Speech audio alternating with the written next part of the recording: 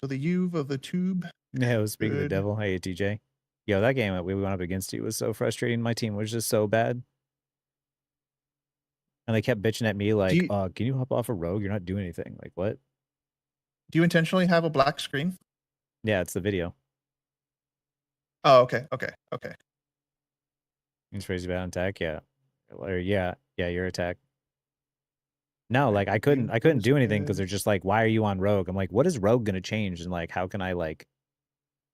uh how can I help you any differently when you walk into penny mines? And I was trying my best to destroy all your penny mines, TJ. Hi Nox, hi chill. I don't know. I haven't seen the side changes yet. All I saw was like the Widow rework earlier. That was it. Hey, not rant about Storm for a second. Something happened to Storm. Hi, Vampire. Looks like everything's working. I think I got everything working. Thank God. Oh my God, that was annoying today. Yeah, I bet.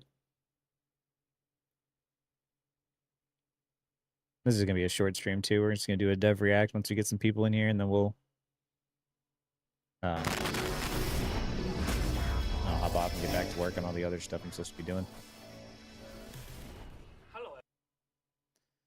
They walk into Penny Mines, they don't take cover, they don't prep for Spidey dive, sniff out Spidey and Penny from their holes and die, complain, Rogue, what are you doing, right? Yeah, that's exactly what happened, actually. That's exactly, like, to a T what happened. Like, legitimately, he's like, yeah, you're not helping because you're dying to Penny Mines. I'm like, yo, I never, I was like, I never died to Penny Mines. Like, what are you talking about? Dude, all these people are projecting so hard because they're like, oh, if I'm dying to Penny Mines, it must be everybody else too. And I'm like, no, I'm doing fine.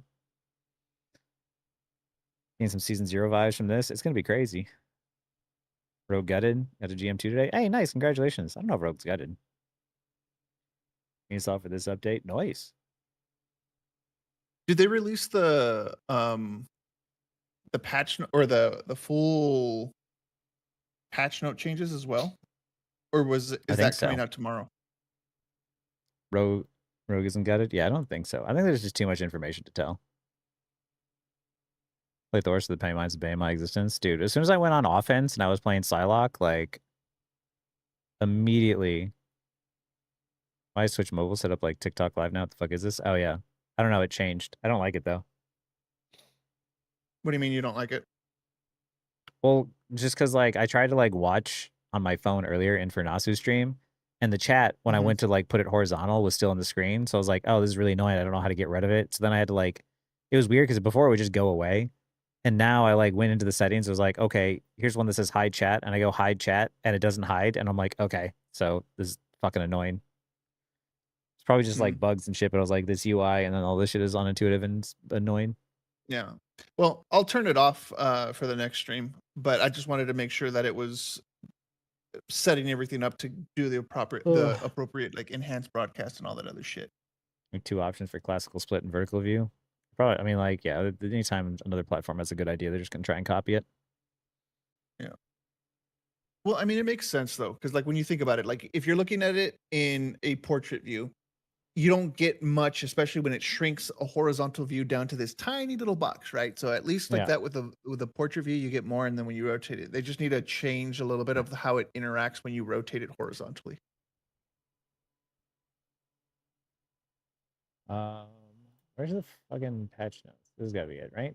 Wait, 2026 706 6. Wait, oh, it must be because they're back in time. Oh yeah, I don't even think there's any reason to go over the patch notes. I'm gonna be honest, because this is an entirely different game now. Yeah, that's true. Like, how do you predict it? It's It's like you know what it's like? It's like you have a swimming pool that you've been swimming in with, and it's been filled with water, and it's been filled with water for a year, and now or 2 years, and now it's like, hey, there's a new patch, but the pool is now filled with pudding. Can you tell me how it's how almost it's gonna like be? And you're like, no. it's almost like we should probably use the access to actually look at the upcoming game before it comes out. That's not the same. I mean, like if fucking dude, I have to record videos. I don't even have time to look at early access. And every time I do, I'd have to install the entire new early access game. Once you swap to DPS, try my best to hard mark you, but I can't find you on so many off angles. So I was like, let me trap the back line, only for you to break them somehow. So I had to full set up a bunker and prevent the dive from happening. Like I had full trust in my team on main. Shaggy with the 14 month. Jesus. And I had to stop the off angles, at least the easiest ones with full cover. That way, if you go far routes, I can at least see you and set up the far side. Yeah. I was constantly trying to I was find your webs and I would dash over your mines and I would break them and stop them. And even then, even with me doing that, they would still walk into some of them. I'm like, yo. Updates on Omar Rose 2.0, new game. Yeah. Highafon Empire. We're gaming. We're just doing a dev react right now. No way to predict this. They've thrown away everything in the kitchen sink at this. Yeah. They literally skip patch numbers. Don't matter. It's like Ultimate Marvel 3 versus Marvel 3. It's just like, how do you predict like how all of this is going to feel when it's like now there's like regen and shit?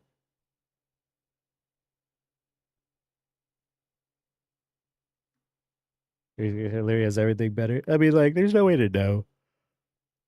Oh. You were watching the Division team up compilation they had? Yeah. Gone over the rogue stuff? Nope, haven't even started yet.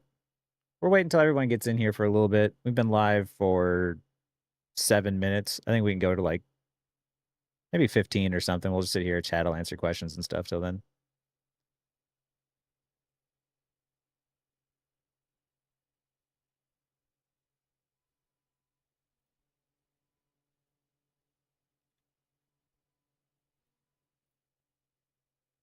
That's some interesting stuff. Strange they didn't mention more shield and health. Season 0 Strange might be back. Maybe. Maybe. There's a lot of shit going on, I hear. Hell, look at now fully controller birds. It no longer feels like shit. I mean, that's pretty cool. That needed to change a long time ago. That ability sucked. Hat is giving me a headache. Hi, Lars Japan. Sorry for the changes. They're a little overwhelmed. I have not even seen them. I've seen Zaza be upset.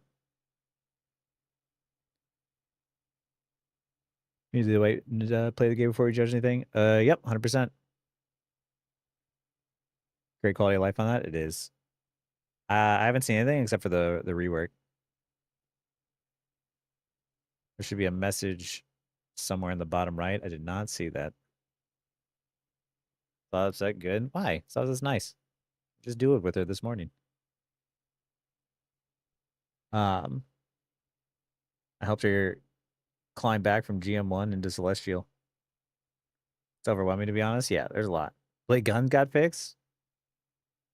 That's pretty dope.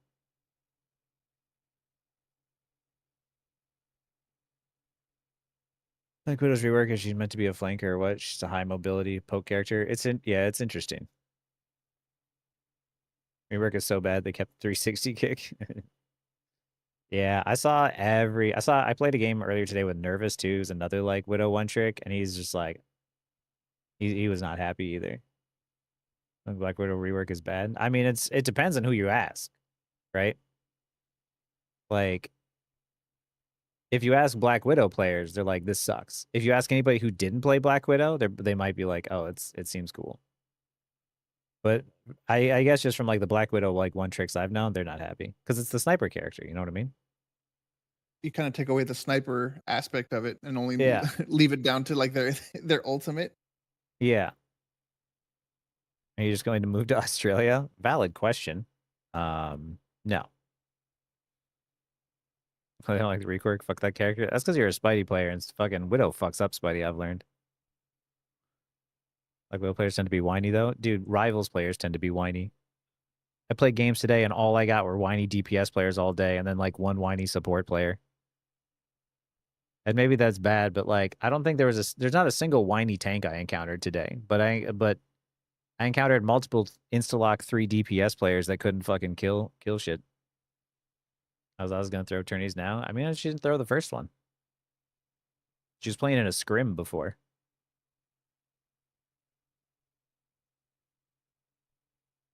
Rivals is whiny community. They're very whiny. Very whiny. And everything is everybody else's fault, nobody else's. Despite the fact that like they are right, everyone else is wrong. I just got out of a game with the streamer who was like, "What are you doing? Like, why aren't you killing shit on Rogue?" Only to like look to see the replay of him and his duo playing DPS and only shooting the Strange and Mag all round, all game. They're like, "You're not doing anything on Rogue, nothing's dying." I'm like, "Why are you pumping damage into the tanks? Why?" Am I still in Eternity? Should be. Lost that and the thing is I'm gonna have to make that go out by tomorrow. I think we Yeah. should put a hold on your target priority. So the way I see it is this one goes out tomorrow. Fuck, you're right. Then the E-Man one will go out the following day, and then the target priority, because the E-Man one, he just released another video. So Yeah. at this point, since he's released another video talking about it, it's free game. Yeah. My opinion, my personal opinion. He's still doubling down, quadrupling down on it. It's free game at this point. The whole point of content creation is you feed off of other people's stuff. Yeah. Yeah, I'm gonna chat with Coach Mills about that afterwards too, because like he said he didn't follow through on his end of the agreement, and yeah. As I said, I don't think there's DPS mains especially either. There's not. Most of them are so terrible. Say this, a lot of people may disagree. Widow was a broken character, like OP broken. Any bit of team coordination, any bit of target priority just by one person on the team with a Widow, it's so busted. Her win rate is so low because people use her as a throwing character. They do. She was strong. Like when I duoed with Zaza, Zaza hits shots, man. Like she is a dangerous, scary Widow player. Like the internet like was completely dunking on her. And they just didn't give her the respect that she's owed, because in terms of DPS, like she hits shots on backlines and she lands shots most people wouldn't. A lot of the games that I lost with her, huh? She MVP'd when you and Coach Mills were playing with her, right? Yeah. Oh yeah. Like time with the E-Man guy, he never sent a video and he's doubling down on the EOMM shit. But like she was like carrying games. And all I had to do was make space. The reasons why we lost the games that we did lose is we had supports that just didn't fucking hit Q when they had their ultimates. Like I went to the back line, killed both the enemy supports. My team dies because my Cloak and Dagger doesn't hit Q. Or my Luna is like holding her Q until like to counter a strange ult, but it's like everyone's already dead. You're not countering anything. We're getting 0 skins for Storm, BP, and Blade yet again. Oh. That's one of those things that just, yeah. Oh, I heard Blade is actually in a better spot now. Except with the team up changes, everyone's claiming Tribals too. Most team ups are on 20-second cooldowns. Yeah. I mean, that's just how, like, the cooldowns are strong, though, so it makes sense. Hi, Print. First time learning about everything in depth. This will be the first time, yeah. She got to swap if she going 0 and 5. I mean, it depends. Because here's why stats don't matter. They won that game, right? She was 0 and 5, but if the DPS and a tank are diving her all game, and the process and the time that it takes for them to dive her, that they're not helping their team, that means that her team is fighting a 5v4 on the other side and she's fighting a 1v2. But in that same amount of time, her team on the opposite side is winning that fight. She's not getting any assistance, and you're not going to win in a fucking 1v2 scenario. But your goal, much like when you're playing tank, isn't to win in a 1v2 scenario. It's to keep them busy long enough that your team gets value. So that's the reason why, like, in that scrim, it was just a scrim. It wasn't even the real game, and they won the round.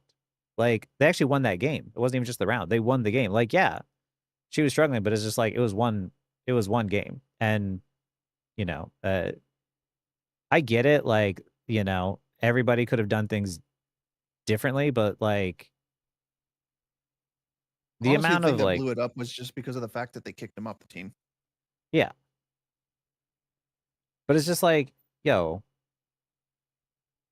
I don't know, man. Like Zaza gets hate, but I mean, like, look at what tournament goes by without these creators causing some sort of fucking drama amongst each other. The small creator tourney just had like $2,000 stolen. Warren didn't want to play anything other than Squirrel Girl, despite the fact that he's a hit scan player. Like, but Zaza's the one that gets the hate. Like, I don't know, man. It's just like this whole community just can't fucking like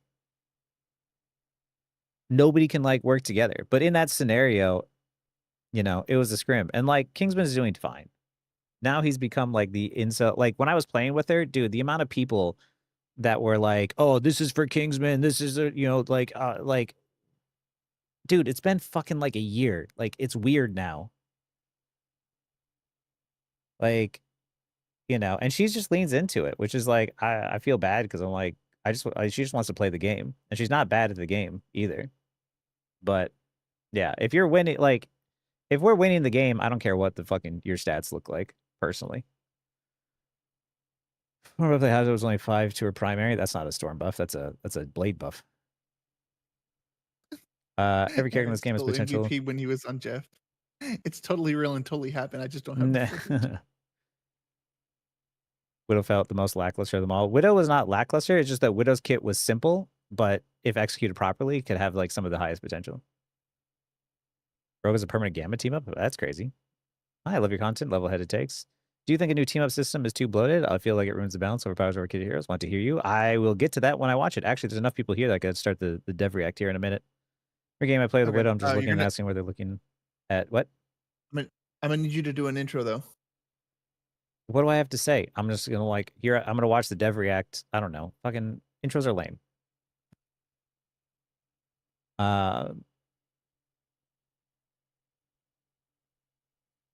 Whoa, don't fight in the chat. If they remove bans from the game, what's the point of having... Whoa.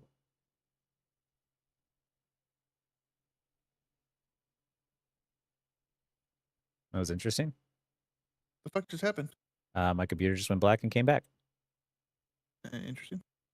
Remove bans from the game. What's the point in having bans in the game now? Wait, what? What about bans being removed? Back to Planet account today, and DPS blamed EOMM. Told him to stop crushing, take accountability for the loss, and yes, hitting Q. Quicker support leads to win. That's pretty much it. The more you press Q, the more you're gonna win, most likely. If you fuck up pressing Q, you win less. There's so much miscontext with the Zaza situation, and it being meant to be a trick tournament, no bans too. Oh, that's right. But then everybody ran the same thing. No Lance from the podcast. There's your intro. Oh yeah. Huh. What's up, fellow rivals? Big D&G here. Nope. That's gross. That sounds gross. That sounds terrible. Anymore. When the situation blew up the way it did, what happened wasn't cool, but it wasn't so serious the entire community needed to hate on her. Yeah. It wasn't that serious. Like,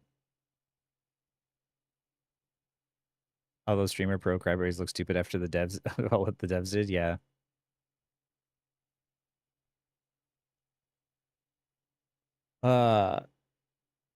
Look like Kingsman actually shuts the stuff down in his chat. I feel that he accidentally attracted way too much folks from the initial drama. He did, and that's not his fault either. Like, he became like the incel king, which is unfortunate because they're just attaching themselves to him, but like even he doesn't feel that way.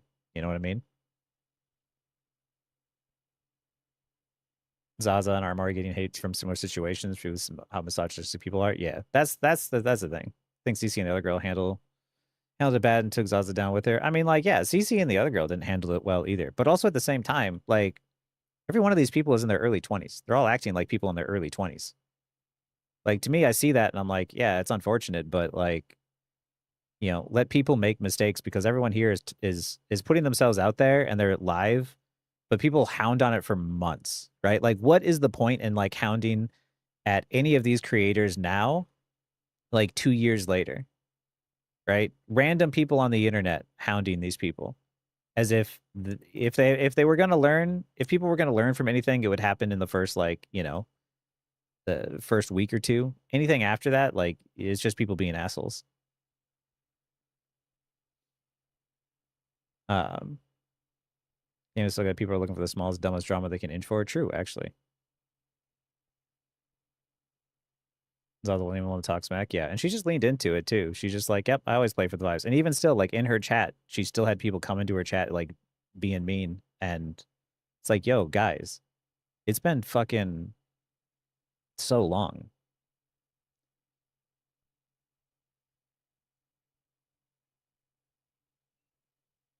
intros are lame is a good intro. I agree with Fantasy River. That's actually the best idea. You know what? Uh, There's your intro. Intros are lame. Here's the Your division, ADS. and then I just jump into it. There's All your we wanted, intro. all we wanted was a grapple and limited sprint. We got that. Yeah. Hey, Zarden. Dude, you guys are talking so fast that like I literally can't even like catch up to like do this. I might have to like speed reading it. Do you work on your own games or are you part of a dev team? Part of a dev team, indie company. What is wrong mechanics? Penny just having good macro. Yep. Xluck gonna quit after this? Probably. Say, I don't play in tournament with cash prize. If you don't want the money, play casual. Play if you want to play for. I mean, like, here's the thing too: is like, if you have someone you know is a one trick on your team, you play around your one trick, which is fine. Called the big G D. No, hey vampire. A lot of massagers took the chance to pile on. Yeah, you know, screw over at first. But I still don't understand how the hell the situation blew up beyond rivals itself. Yeah, it's dumb. New era, Black Widow's using the throw pick anymore? Well, we don't know about that.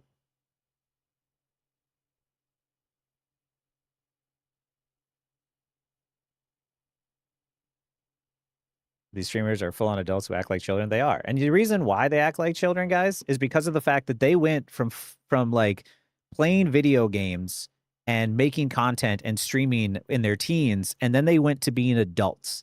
And they never left that area, right? Like they never left the internet, which is just filled with the most immature, rotten, entitled children. Whereas like I'm old, I've worked in multiple jobs, I've learned some things along the way, so I conduct myself differently because hey, now I have, you know, when I was young, I was fucking full of spunk and confidence and, you know, pissy too. And then I'm like, hey, there's a real world and there's a way to act that's more professional. And I'm still working on it today. But like a lot of these people just went from being entitled children to being entitled children with a microphone. Uh, so, you know, you get a bunch of people who are just being brats at the end of the day. And it sucks because, you know, I will say like cuz here's something that I used to get asked because I'd be make friends with like cosplayers and stuff and they would ask me, "Yo, why don't game companies hire cosplayers when they have their events? Like why do they always hire models who, you know, they hire some company to make a simple cosplay and then they pay a model who doesn't cosplay at all to show up and do it. Why don't you just hire the cosplayers?" And game companies tried that at one point, right? They're like, "Oh, we're going to hire these people who are like cosplayers. They make their own costumes and stuff like that." And you want to know something? Those people don't show up on time. They're not professional. They don't communicate well. Like in terms of like hiring cosplayers, game companies realize very quickly it's much easier to hire a company whose job it is that they'll make something for you and hire a model who is used to just being paid to go to a show or go to a thing and like, you know, display or whatever and cosplay it for you than hiring a cosplayer. So like I people are always wondering, you know, like why don't these companies like work with, you know, these content creators? Why don't they work with these cosplayers? Why don't they work with with these people? And the truth is, it's a lack of professionalism. You want someone you know is going to show up on time, is going to speak to you in a professional manner. So, you know, it makes sense as to why, you know, a lot of creators and a lot of other people, you just like, well, like, why don't the devs like reach out to these people? It's like, it's not in their best interest. Like, you know, reticent to sell out to a soulless corporation. Yeah. Wow, there's a lot of you here ready to hear my dev react. Children to You ready overgrown to children jump with a into mic it is a then? depressing sense. Yep. Okay. I still need an intro. I don't give a fuck what you say. You can say intros are lame. Here's the division. Whatever. Just I need something. All right. Intros are lame. I'm going to watch the dev. See, this is why intros are We're lame. not recording yet. We're not recording yet though. Oh. And we got to go full cam on it. My opinion, the So biggest issue get is your how hat NetEase on. handles these tournaments, taking people who don't play the game, professional players, entertainers, giving them 3 days to prep and try 300K isn't great. No, but did you see the small tourney creator or the small creator tournament and how that turned out? Okay. Recording the long clip, recording the horizontal. All right, do a quick intro. Okay, intros are fucking lame, and I'm just gonna react to the Division now. We can't say fucking. Intros are lame, and I'm just gonna react to the Division.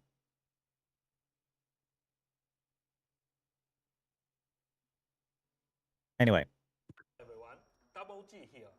We're excited to welcome you all to Season 9 of Marvel Rivals. This time, let's first welcome Zhiyong to introduce some updates. Hey Rebels, it's Zuyong.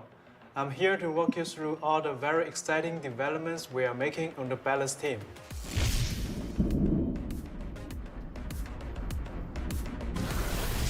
Let's first tackle a pretty challenging topic, Black Widow. Looking at past seasons, her combat performance has indeed lacked competitiveness. We've tried a few adjustments here and there, but with little impact. The reason being there's a primary conflict we've never quite been able to resolve. The long-range one-shot KO capability of her standard sniper rifle juxtaposed against the counterplay experience for other heroes facing that capability. These two aspects are very hard to balance. Through many internal discussions, we've always opted to prioritize maintaining her established play experience for those that have grown to love her rather than completely redo her, and alienate those that love her established playstyle. However, the core issue then remains.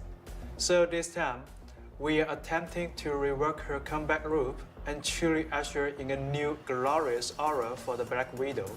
Here's a brief overview of our approach to these adjustments. First, we've removed the ADS sniper mode from her standard state and increased the fire rate of her primary attack. At the same time, That is the part where, like, I've seen a bunch of the Widow players be really upset because now that removes the identity of what you do in the neutral almost entirely. Well, no, it does remove it entirely. Like, it's an entirely different weapon. And now for the people who play sniper in these types of games, they don't have a hero that fits their playstyle, which I think is a problem because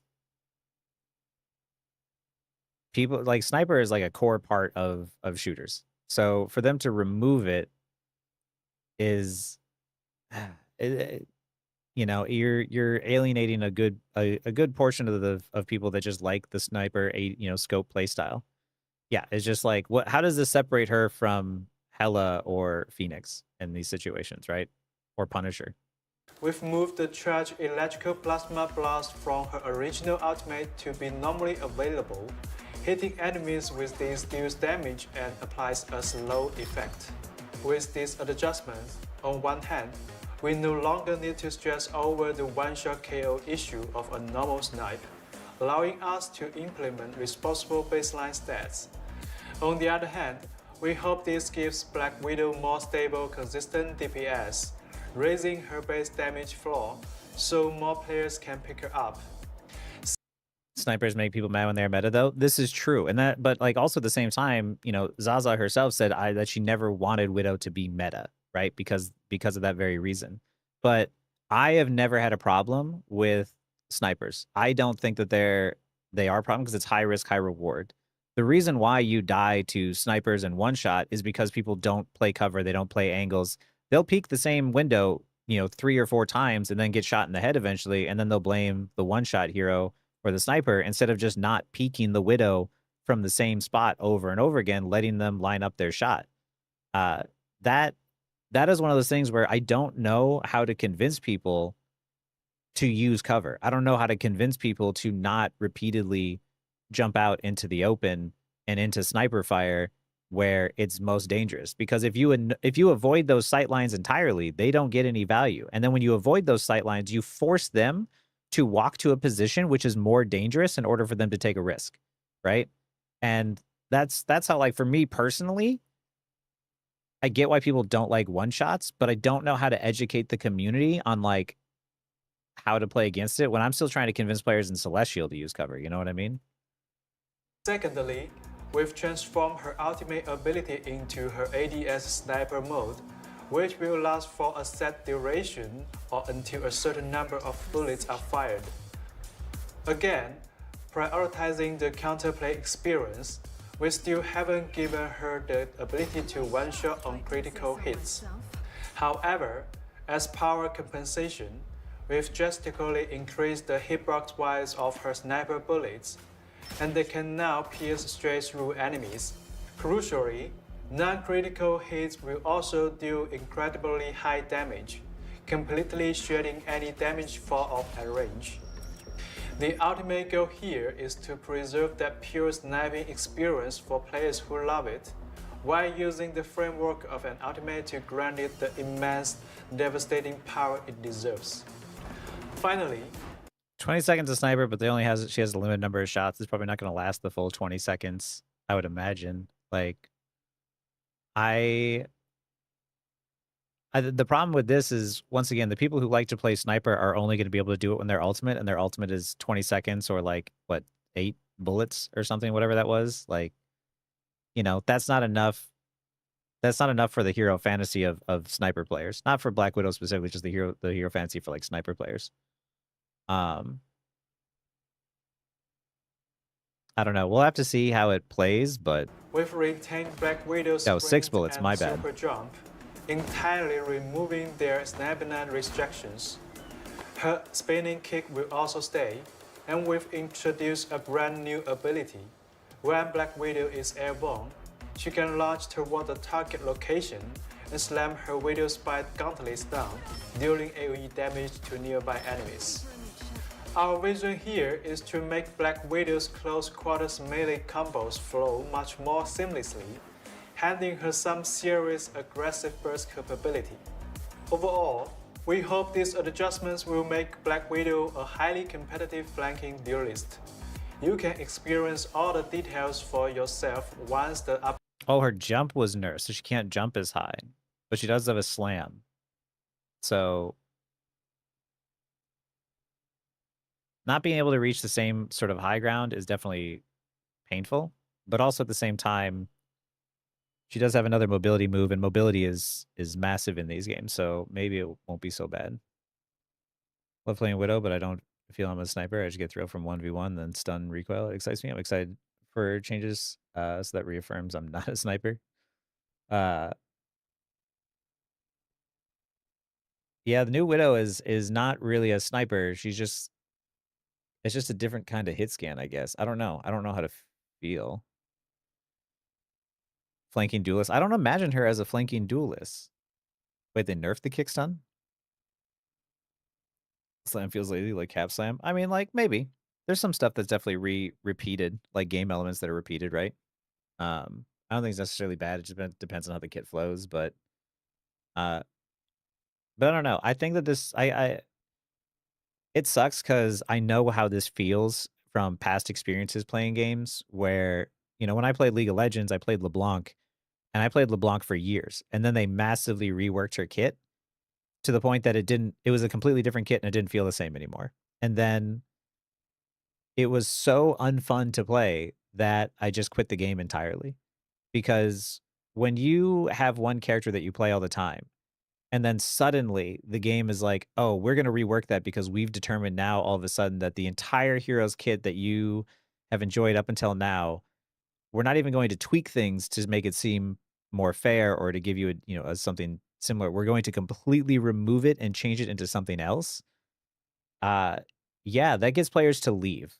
In my opinion, I feel like it gets more players to leave than it gets new players to try that hero out, because I just ended up quitting the game. That was my way of like kicking the League of Legends habit, is like once I was free of it for a year, even when they reverted her back to what she used to be before, it didn't matter. I was gone for so long that I didn't feel like playing the game ever again. I was like, well, I'm just going to play Overwatch now, because I went and I found other games to play.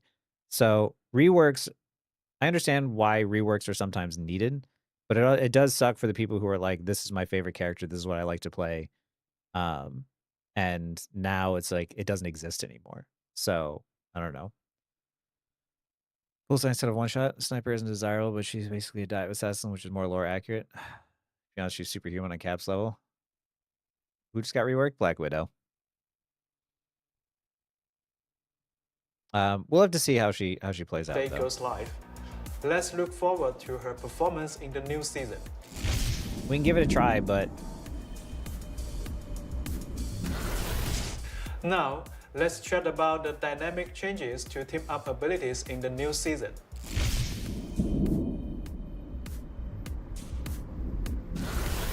Hawk infuses ranging gamma energy into a massive metallic broadsword forged by Magneto, granting Magneto to an all-new ability, Gamma Blade. Once activated, he can launch the colossal gamma-infused sword forward. Upon hitting the enemy or the environment, it triggers a chain of violent explosions, dealing massive damage to all enemies in the area. Hawk also infuses gamma energy into Jeff the Landshark's Driver Splash. Upon activation, Jeff splits out a stream of glowing green gamma water. Continuously watering an ally with it will directly mutate them into a team-up Anchorman. Wait a minute. I think I grabbed the wrong script. Let's try that again. I know there's a thing like all game developers do this where they sort of have these dev talks and they have these sort of like bits of just like, oh wait, I was wrong. Who's over there? Or it's almost like a it's a very scripted sort of thing, but like because they're game developers and it's not like actors and something, it just to me is just like it's very awkward to me. This is the kind of stuff I'm like, I don't like it. Just give me the information straight up. Now, let's officially talk about epic evolution of team-up abilities. It's very corporate, yeah. The team-up abilities brought an entirely new, deeply Marvel gameplay experience to Marvel Rivals. Since launch, they've mostly received immense praise from all of you, especially during the first year. As we've continued to operate and update the game, we've always kept a close eye on the community's discussion regarding team-ups. Things like You guys are telling me I'm wrong? You guys like the the bits and stuff? All right, maybe I'm wrong on this one. It's too much for me, but hey, if it works, it works. I think it's charming. That's valid. That's valid. Hi everybody. hoping certain fun team-ups stay around forever, wanting everyone to have an active team-up ability, wishing team-up sync up better with base abilities, and begging for Hawk and Cloak and Dagger to not always just be in Anchor Gel. During the team-up update process each season, as the sheer number of abilities grew, our dev team gradually started feeling the strain. Some of the newer team-ups started feeling a bit uninspired, existing just for the sake of ticking off an update box. Once we realized this, we decided it was time to absolutely revolutionize the team-up system. The fact that they can come out and they can say that and be like, you know what, you guys, you were right. Like, those later team ups just didn't quite hit the same. They were probably focused more on trying to make something that was balanced than trying to make something that was necessarily like sort of wacky and fun. And I really think, especially with like how slow normal game development is, NetEase deserves a lot more credit for how fast they work and what they do, because entirely changing the team up system and even just being able to say up front, like, hey, yeah, you know what? You were right. We messed up, but we're going to try and do better. Like, that's crazy. I played Overwatch for years. They never took any sort of accountability. They never changed anything the way that we wanted them to. So the fact that they were even able to be upfront and be like, yeah, you know what? You guys were right. And we decided to change it. Like, we should be more appreciative of these devs. Like, in comparison to what I've seen and what I've experienced, what I know the dev industry is, or game dev industry is like I think they're doing like way better than people give them credit for. Dev team actually communicates, they do. Now, every single hero will possess two completely independent team-up ability loadouts. The ability granted by these loadouts vary. Some are entirely new standalone abilities, while others replace an existing base ability. But either way, they will grant the hero a fresh, far more engaging combat experience. Players can pre-select one of these team-up loadouts outside the match based on their preferred playstyle and utilize it in-game. If a player wants to swap to their other team-up loadout mid-match, they can do so freely in the spawn room. Every team-up loadout will feature a base effect and an enhanced effect. The base effect primarily dictates the fundamental form of the team-up ability, including its controls, core mechanics, and visual presentation. This base effect will be active regardless of whether any team-up ability partner is on your team. The enhanced effect, on the other hand, mostly acts as a powerful buff to the base effect, though a few will offer additional ability variations. The enhanced effect requires the team-up member to be actively playing in the match to activate. Let's use an example to illustrate. Hawk has two distinct team-up loadouts, and players can choose one of the following to use in battle. Inspired by Captain America's unyielding spirit, Hawk becomes an absolute immovable force in combat. This base effect as a new active ability. When used directly, Hawk leaps straight up and violently slams the ground, dealing AoE damage to nearby enemies. He can also activate this Wish you could ability use that to dodge mid-air stuff. during Incredible Leap, triggering the same ground slam effect upon landing. Following the slam, embodying Cap's never surrenders attitude, Hawk erupts in the face of adversity. All his normal ability cooldowns are reduced based on his current remaining health. The lower his health drops, the greater the cooldown reduction. Hawk gets this ability and effect regardless of whether Captain America is actively on the team. Now, let's look at the enhanced effect. Building on the base effect, the slam deals even higher damage, while also breaking the enemy's will to fight, applying a debuff that increases the damage they take. This effect only activates if Captain America is on the team.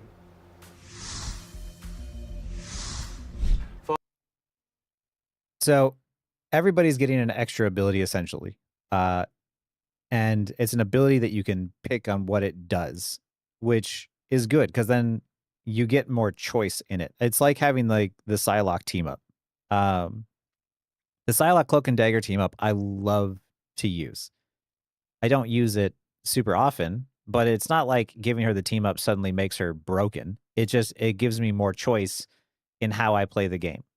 And I've enjoyed having the team ups and being able to use them. And it is unfortunate not being able to have it, but it's like, regardless, you get a team up no matter what, which is more player choice, which is good. And if you can find some way to work together as a team, then you can get an added bonus, which probably isn't going to happen with Rivals players, but it would be nice. Like, more options, more choice, more abilities to express the way that you play the game. I think that this is overall a good thing. And I think the way that this like heavily differs, especially from like Overwatch perks, is this is an ability that it's a button that you press, right?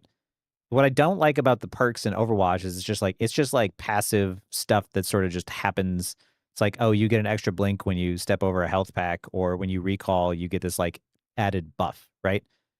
I don't like that the stat garbage. I like pressing buttons and having them do something and being able to outplay my opponent by pressing my buttons, not, oh, I naturally am just going to have this added buff added to me, which just gives me an advantage. I don't like that.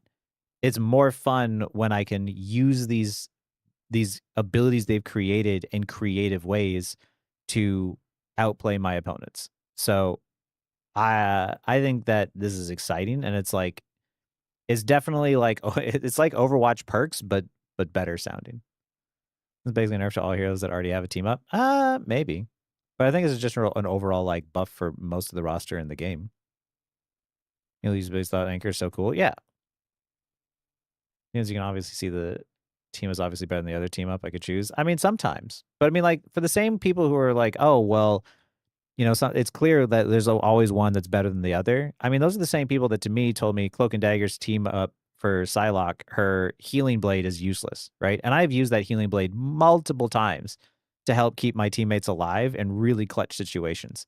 I think that a lot of times people assume, oh, this team up is useless, so we're never going to use it. But I don't think that's the way that you need to think about it. It's like, what team up do you need right now? In the same way in hero shooters, it's not about which hero is strong and which hero is weak. It's what hero do you need in this moment? And I think that's the same thing that could be said for team up abilities. Anyway. For his second loadout, Warfarin's Rage awakens Hawk's inner violence, making him more aggressive in battle. This base effect adds a new active ability that, when used, sends Hawk into a furious state, instantly buffing his move speed and attack speed. He also adds a new passive ability where, upon jumping below a certain health threshold, Hawk enters an unstoppable state fueled by sheer rage, granting him full CC immunity.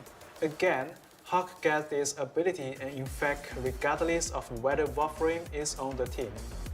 Now, for his enhanced effect, when Warframe and Hawk are in the same lineup, Hawk can throw Warframe forward. At the same time, Warframe triggers Basca Cross Strike while Hawk enters the Furious state. This Furious fastball special is completely independent of the base active ability, meaning Hawk effectively gets 2 chances to actively trigger his Furious state. Again, this effect only activates if Warframe is on the team. So now they're changing the team ups to be, there's more synergy between heroes that actually make sense instead of like, oh, why there's a team up between 2 heroes and you're like, why would you ever play those 2 together? Like Penny and Spider-Man, for instance. So now it's like a Hulk and Wolverine, like that makes a lot more sense.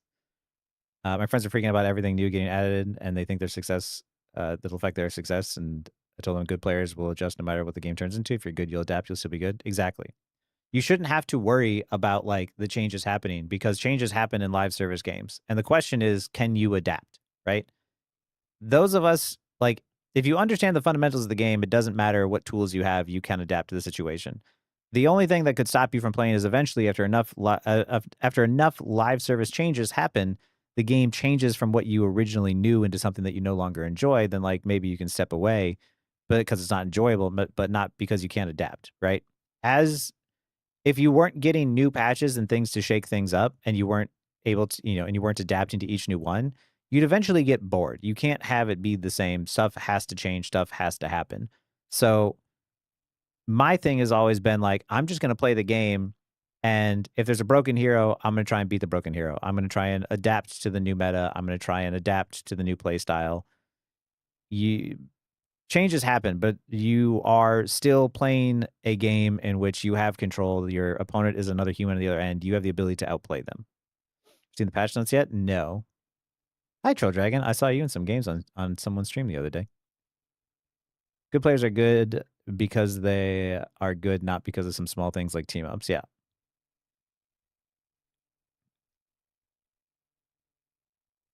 This is also good marketing. Yeah, this is going to be another instance of like your rank not really mattering before because of how new the game is now, like how people discredit like Season 0 Celestial and stuff. Yeah. How have I been? Good. I hit Eternity. Apparently I'm a support main now. Stopped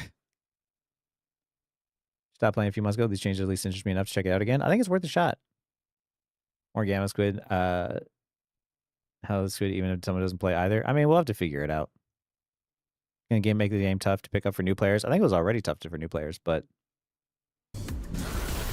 Taking community feedback to heart, we come through every single team-up ability released since launch, and cherry-pick the absolute most fun and engaging ones, retrofitting them into the new team-up system structure. So, in Season 9, players will get to see the return of some classic team-ups, such as Metallic Chaos. How is that much different than the Gamma one that I just looked at? And Ammo Overload. Of course, we've also designed a ton of incredibly fun, entirely new team-up abilities. For example, Venom will receive the Cosmic Blessing of the Phoenix Force.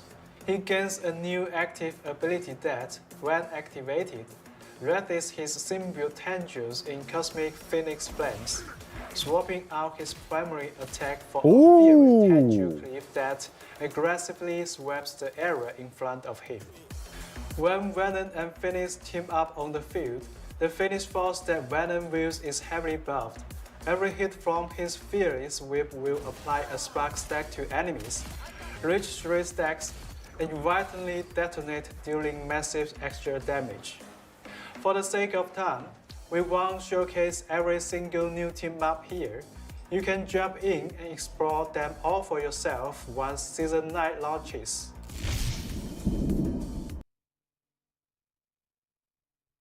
That's fucked up, Shaggy. Listen, I'm just Minnesotan. I come from the Midwest, all right? We don't have a whole lot of range, okay? I could say oohs and ahs sometimes. Are you still in Discord?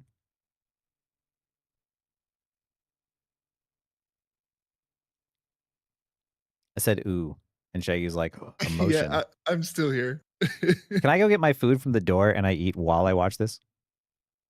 And you edit that out? Yeah, I can do that. That's fine. All right, I'll be right back. Take the AoE spam. Okay. Yeah, your ranges. And wow, yes, Codger, you get it. Yeah, you guys don't understand the level that he just showed of emotion. Of him just going, oh, is like the over the top YouTube, oh my god type shit.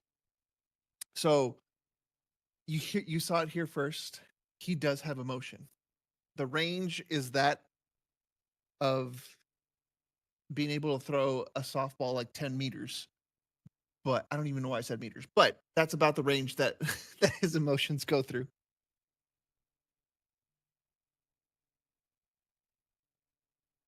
Range is 0 and 1, exactly.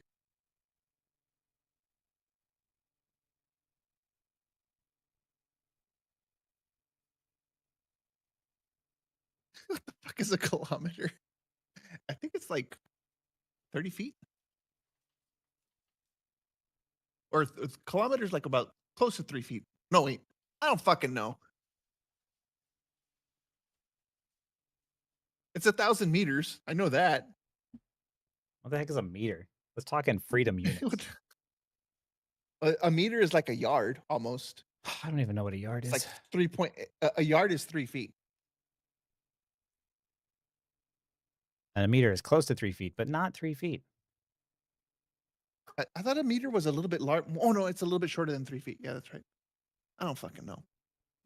I only know like kilograms just because of weight training and shit like that. And all you do is just multiply by 2.2. That's the easiest way to understand kilograms to pounds to kilograms. Multiply a pound by 2.2.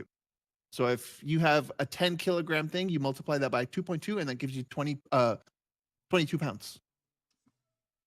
Oh.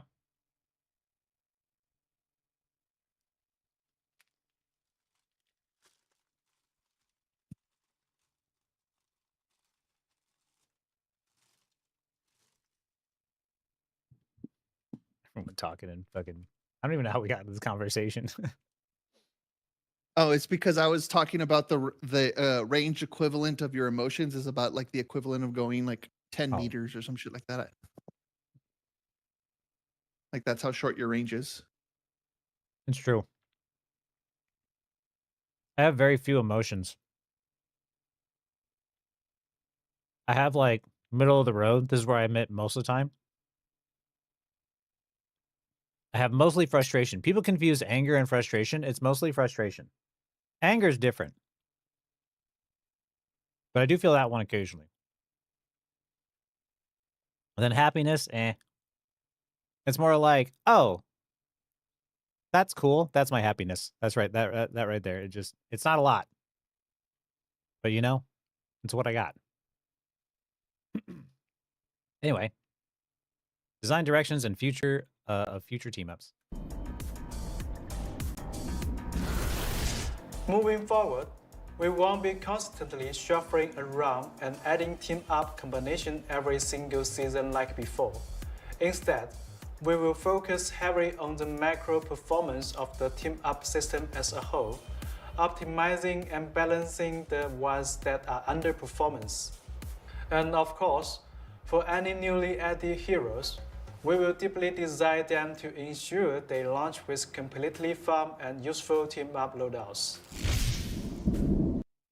Okay, so they did just add themselves, like give themselves more work and balancing issues on top of everything else, which is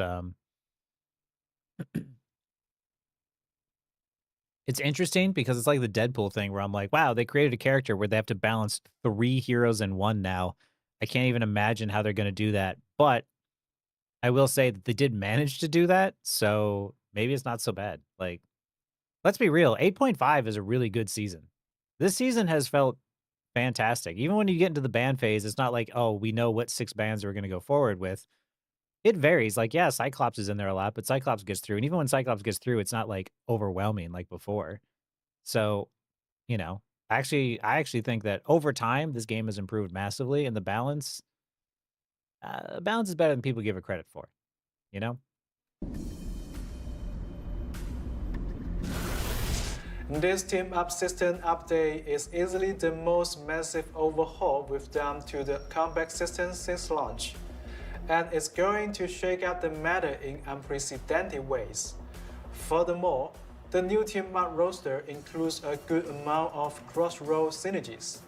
For example, some Vanguards and Dealists will be able to output healing, while some Dealists and strategies can provide incredible survival utility. Strategies that traditionally lack burst healing will gain per turn baseline healing capabilities, and strategies lacking aggressive utility will secure stronger initiation of healing tools. The new team-up system radically shatters the established capability boundaries of the heroes, cracking team comp possibilities wide open. We can't wait to see what team compositions you make full of enhanced heroes and villains. Furthermore, the team-up anchor mechanic from the previous system has been completely scrapped in this update, alongside its corresponding flat numerical buffs. As a result, we will be slowly re-evaluating the raw strengths of those specific heroes as well as some others.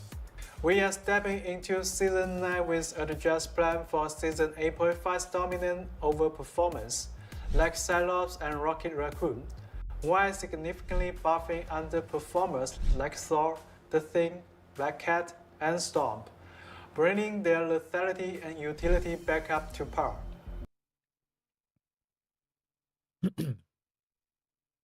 I get why Cyclops is like overpowered on release, right? And he's not super overpowered. He's just strong on release, which is fine. You know, when he gets through games, it's not the end of the world. But my question is, why did they buff Rocket in the way that they did? Because now they're like, oh, we got to tone him back. Right, but like, why did you make the changes that you did? Like, as someone who had an 80% win rate on Rocket before this season, and I had a 70% win rate on him before that, and now I have a 100% win rate on him. What was the plan there? Like, why make him incredibly powerful and really strong, but also nerf his mobility, which was like the fun part of his kit? Like, I don't know. I'm still gonna be upset. Like, there's a lot of things they've done. Like Psylocke, as she's changed over time, has actually gotten into a really good spot. So maybe I'm just not like seeing the end vision here, but like with Rocket, I legit don't know like what they want with him. Altogether, this balance give him back his touches legs. roughly 80% of our entire hero roster. Because the list of all these tricks is so massive, I won't read them out here. You can dig into the hub numbers in the balance post releasing shortly after this video.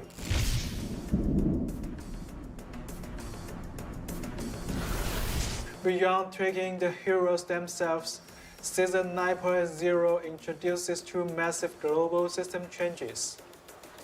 First up, the brand new team-up system inevitably introduces way more numerical variables into the mix.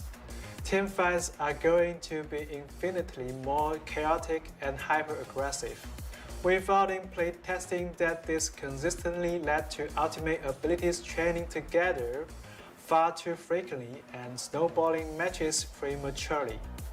So, after exhaustive testing, we've decided to further knock the overall energy acquisitions rate for ultimate abilities. Post-nerf, the average time to earn an ultimate will feel nearly identical to how they play in recent patches. Secondly, we are adding an entirely new health. So with team ups, they were charging ultimates really, really fast or faster, but they nerfed it to where if you use the team ups, you're charging them as fast as you would now anyway, which makes sense. Like,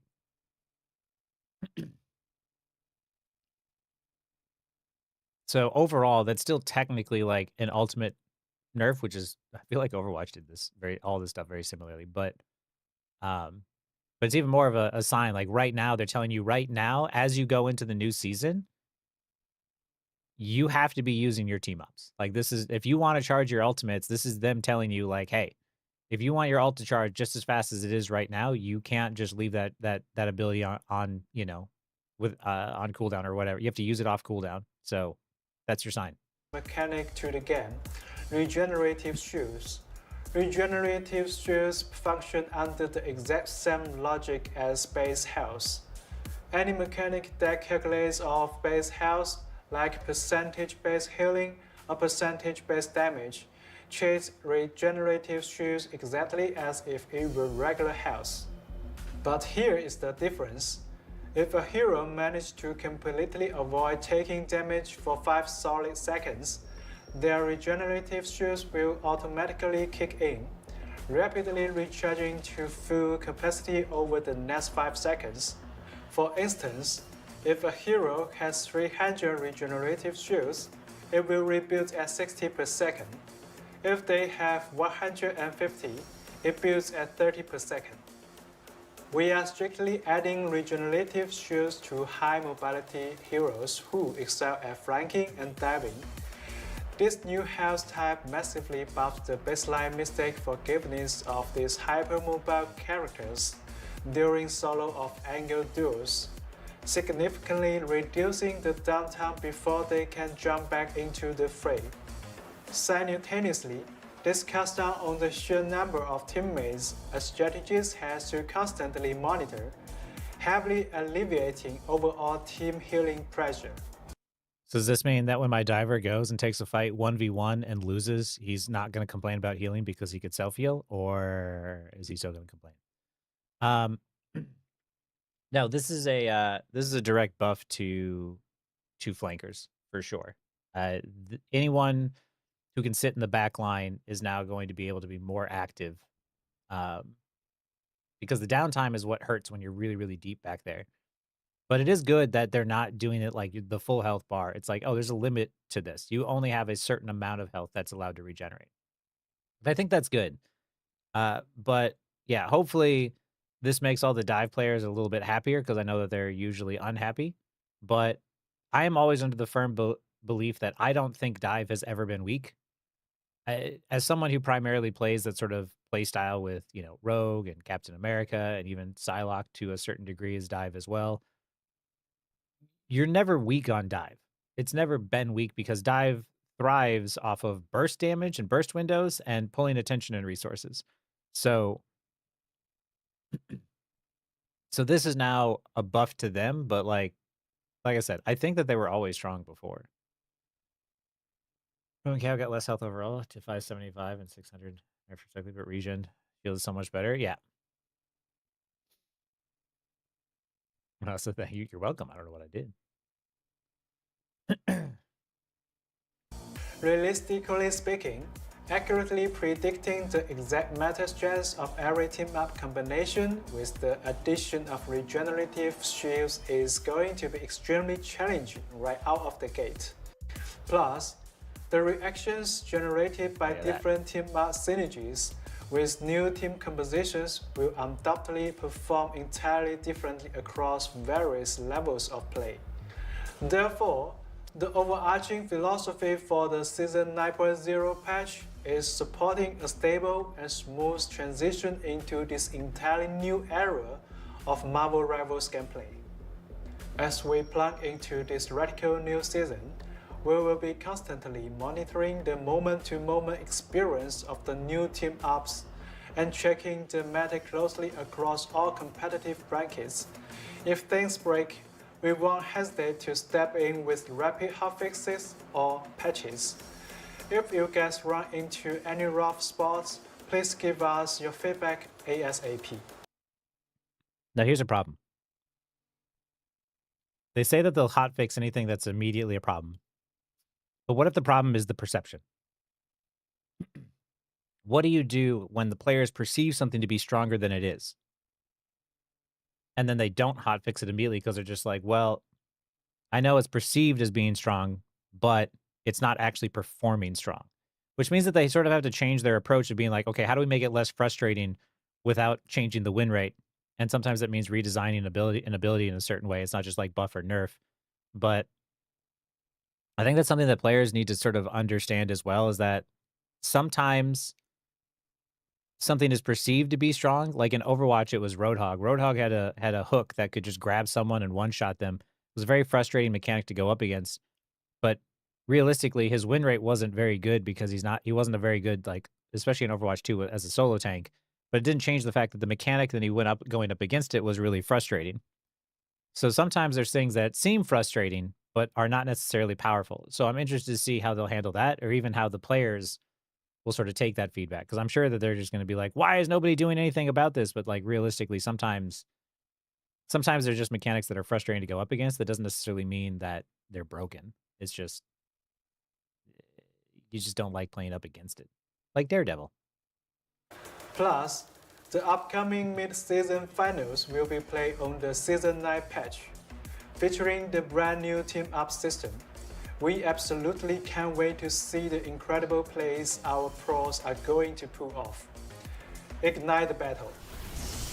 As you just saw, this summer we are rolling out a truly massive new update. This isn't just about tweaking a few team-up abilities or adjusting the anchors. It's a systemic, full roster, ground-up rework that will bring an incredibly fresh and fun dynamic to combat. And of course, in Season 9, Black Widow will also receive a major rework. But that's not all. A new season means highly anticipated new heroes. There was so much going on in this video with the team ups, the rework, the regen health. I forgot that there's a new hero. I'm gonna be real. And now there's a new map too, apparently. Grab your strays because Jubilee is bringing her explosive mutant energy to Marvel Rivals in Season 9. Jubilee is a strategist, a lovely manipulator of fireworks, who can control vibrant energy plasmoids in combat to heal her team. Okay, is she not just absolutely adorable? Look at her. My goodness, that's not the Jubilee I remember from the 90s cartoon. This one's way cooler. Teammates, while simultaneously damaging and blinding enemies. And for the grand final, her ultimate ability unleashes a lethal dazzling fireworks show across the battlefield. This season, we are also turning our sights to the Collapse timeline. As the very first mutant in the Collapse timeline, Apocalypse personally witnessed the world burn to ashes in the crossfire of the War of the Gods. In the eyes of this evolutionary arbiter, the species that needed to be cooled was no longer frail humanity, but rather the very gods who had failed the mortals. However, just as Apocalypse was absorbing the face of all deities, attempting to ascend to godhood and reshape the order of the collapsed universe, a mysterious assassin pierced his chest. When the heroes arrive in Thebes to investigate the death of Apocalypse, they hit a dead end, only for 3 deeply mysterious murders to occur sequentially entirely within their own ranks, casting an even more impenetrable shadow over the entire incident. To dive into this mystery, we prepared an interactive Death of Apocalypse detective minigame. We invite everyone to sift through the endless lies and uncover the one truth. Our brand new convoy map, DBIS, will officially go live following the update on July 23rd. Stay tuned. I do love me some convoy maps. Be real.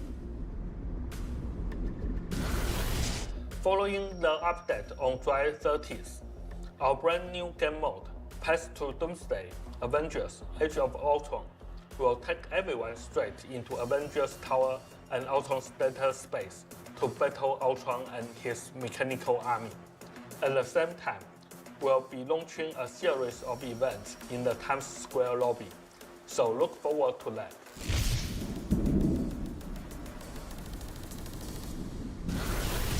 In Season 9, verified college students will get access to a new location of 10 costumes and MVPs. We welcome all college students to verify their university email to unlock these exclusive benefits.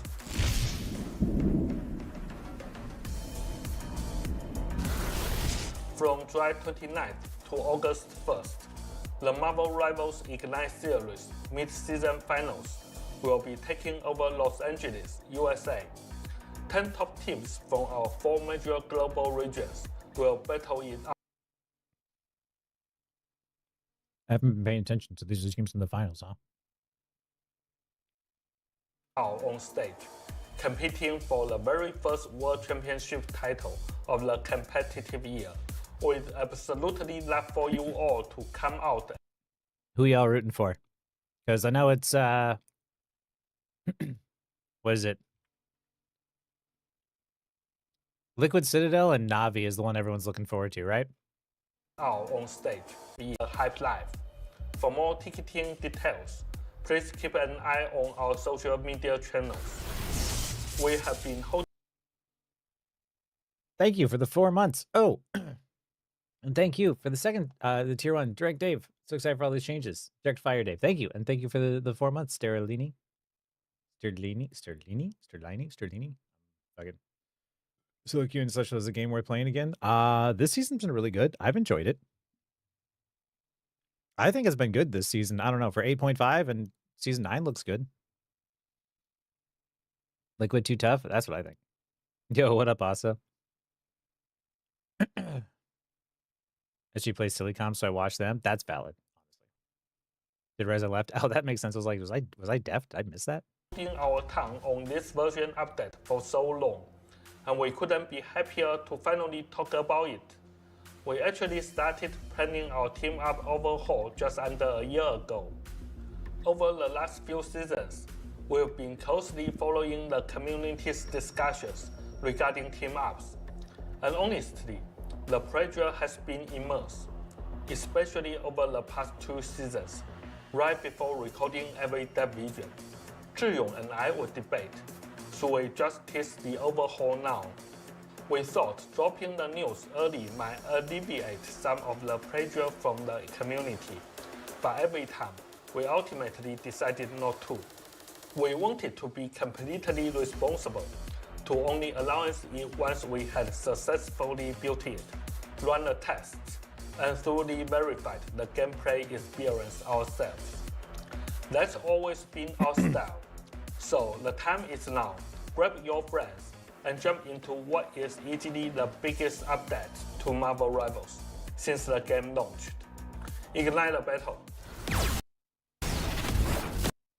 So I want to say that, they've been working on this for, what they said, like a year or over a year, something like that, right? It takes a really long time to make these changes. And there's a certain excitement you have as a developer where you want to tell people, right? But they were smart not to tell people about anything that they were working on until they knew they had something that was worth showing.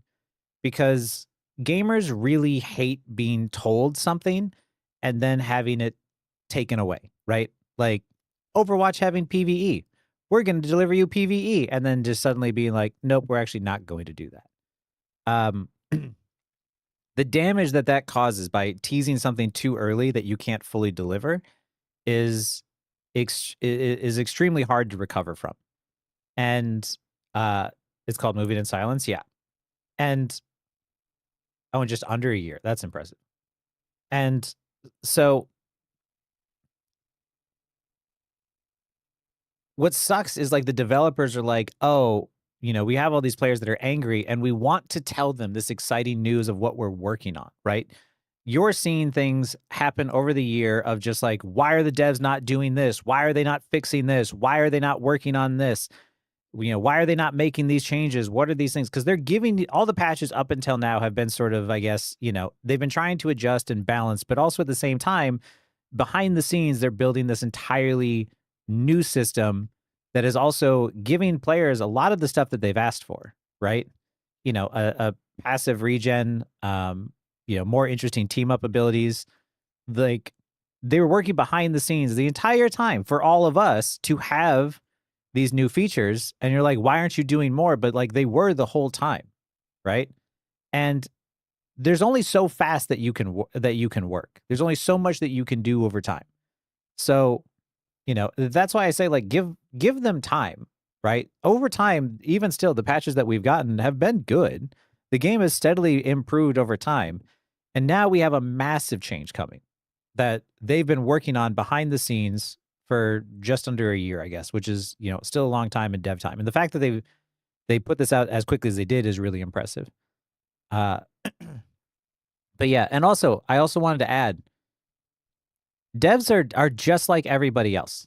Like they are normal, everyday people. So if you're sitting there thinking to themselves, you know, if you're sitting there thinking to yourselves like, oh, well, the devs probably wouldn't read Reddit or they wouldn't be on YouTube. Like, of course they will.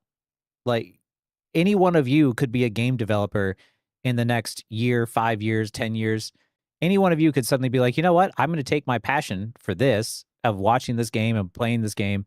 And I'm going to turn it into a career and I'm going to go get a game dev job. Are you suddenly going to stop watching YouTube streams and Twitch streams and, you know, keeping up with content? Like, no. And the devs look on the internet because they're excited. They want to hear what you have to say, which is the reason why I'm always telling people to at least be nicer, especially the content creators, to be nicer and more professional in their videos, because I want you to imagine that the person that you're wanting to talk to is literally right across from you. Because a lot of times that's exactly what's happening is they're clicking on your video just like everyone else is.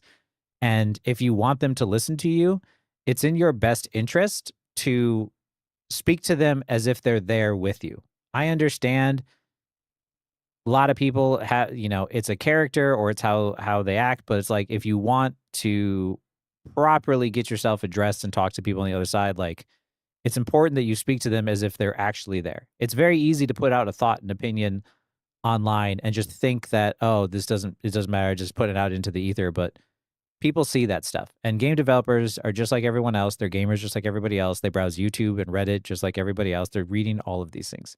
So, you know, please have that into consideration whenever you guys are posting stuff online or writing comments, because like you know, just in the same way that I read through your guys' comments on, you know, my pages and my social media, they're checking the, you know, the news and they're checking to see the reception that you guys have towards updates as well. So yeah, just something to keep in mind. Have they addressed any of the throwers or trollers? Addressed the throwers and trolls at all? Not really. That's something that like that's something that I feel like they've lacked on. They've really been slacking on. Community's gotten at least a little bit better at times. I don't know. It feels like sometimes the community's getting better, but sometimes Rivals either has people who are like really cool and hella chill and also just really freaking weird. It's very 50-50. This update was such a surprise. I feel like the devs would have been hyping up the entire year, but this was such a pleasant surprise. Yeah. Who's overworked more between NetEase devs and MAPPA animators? I don't even know. King Light though? King, I don't hate on Light. Like I said, I've said, like, I like Light, but like I disagree with his approach to things. But it's also not just Light. I see pros all the time act in ways that I'm like, hey guys, this is why like people are always like, oh, that video is about Light. No, it's not about just Light. There's like pros in all of like Rivals where their behavior is not, you know, is not a good look on the whole scene. And if you want the scene to succeed, don't be careful. Like be more professional. Act in a way that, you know, makes people want to work with you. Never give up on Rivals. Sure, it's not perfect, but sometimes the balance is isn't the most fun for the heroes I play. But these devs pour their heart and soul, and you can see the results. Exactly, Color Hero. They actually they really do care about their game. These poor devs get so much undeserved hate. They do. It's definitely overkill. One of the complaints about 3 bans, people banning all this meta supports. How the dust how is the dust settled in regards to that? They don't ban like when people were when the 6 bans were out and they're like, we're gonna ban all the supports, like that lasted like a week, and then people were like, oh wait, this is dumb because now there's all these like super broken DPS in the game. How do you feel about the new team up system? How big of a change do you think it's going to be for gameplay overall? I think it's going to be fun. I think it's going to be exciting. I think it gives you more choice, but also at the same time, it can give you a fresh new experience and a more skill expressive experience because it's not a passive buff that you're getting. It's an active thing that's happening. It's an active ability that you get to choose to use. Pros ain't being professional. Yeah. Throws and throws go away. Most of the player base is actually having fun. I don't think that's true. I like fun is one of those things where it's just like you can hop in the game and have fun right now. And I've seen people throwing winning games just because of the fact that somebody said something to them they didn't like, right? The game could be perfectly balanced and in a perfect state, and you're still going to have people throw just due to their attitudes. Like, that's not going to change anything. Like, you can't. That's just also a Rivals community problem. Like, you know, on my latest video, the one thing that people say is like the game is in a good spot. It's the players that suck, and I have to agree with that. I love playing Marvel Rivals. I think it's a ton of fun. And when I was playing a game earlier today, off stream, immediately as the round started, there was a girl on my team who filled to support, and immediately the guys were like being weird and, you know, asking her if she had a boyfriend and like where she was from and all this other stuff. And I'm like, yo, can you not be weird? Can you just not be weird? Please. Like, it's like, this is my 3rd game in a row with dudes just being weird. Like, you get into a game and I'm like, hey, you know, I was like, I can feel support if need be if we don't ban Rocket. And someone's like, if you bark for me, I'll play support. And I'm like, I will run this game down right now just for you being fucking weird. Like, don't do that stuff, guys. Like, it's, you know, and then of course the insults come out. They're like, oh, you're just white knighting, you're doing all this stuff. I'm like, dude, I don't care. Like, I'm trying to tell you guys right now. I'm trying to help you not be weird and socially awkward in later situations because that's not how you talk to people. It's not how you talk to people in real life. It shouldn't be how you talk to people in game. And this is something that is uniquely a Rivals problem because some of these people who are weird and toxic or whatever else, like they just need to be banned entirely from the game, like straight up, because this stuff is just ugh. Ask guy if we could ban Cyclops. Guy replied, if you want me to throw this game. Yeah, exactly. It doesn't take much to get these people to throw. No, I just play the game. Let's play the game. I've ran down games for that stuff. It's worth it. I can get my elo back. Yeah.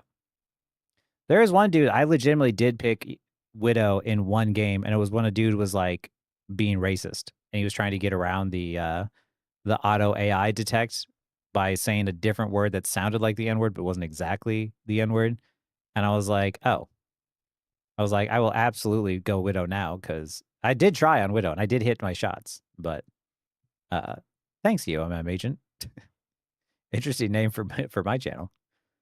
But yeah, like if you're gonna be a crappy person, like I don't know, man. Like I don't mind losing those games with you. Oddly enough, we did end up winning that game.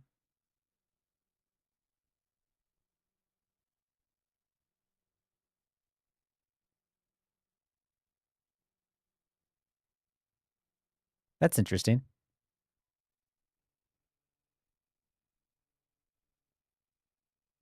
Anyway, we did end up winning that game, and I helped carry it, not because those dudes deserved it, but the support did.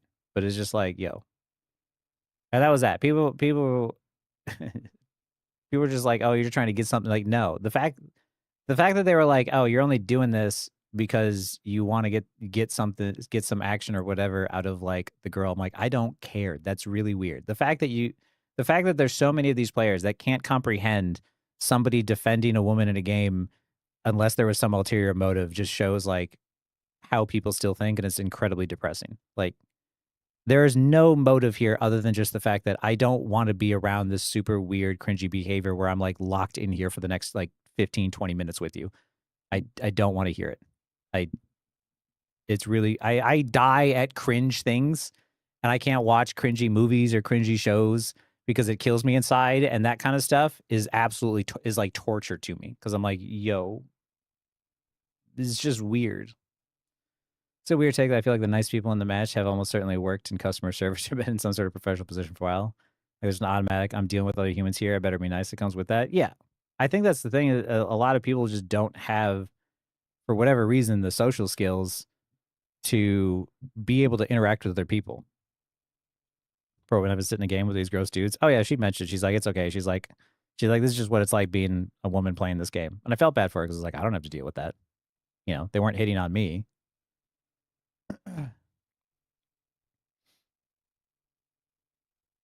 People are chronically online and haven't touched grass enough, and it shows. Exactly. There's a bunch of people who have just not touched grass.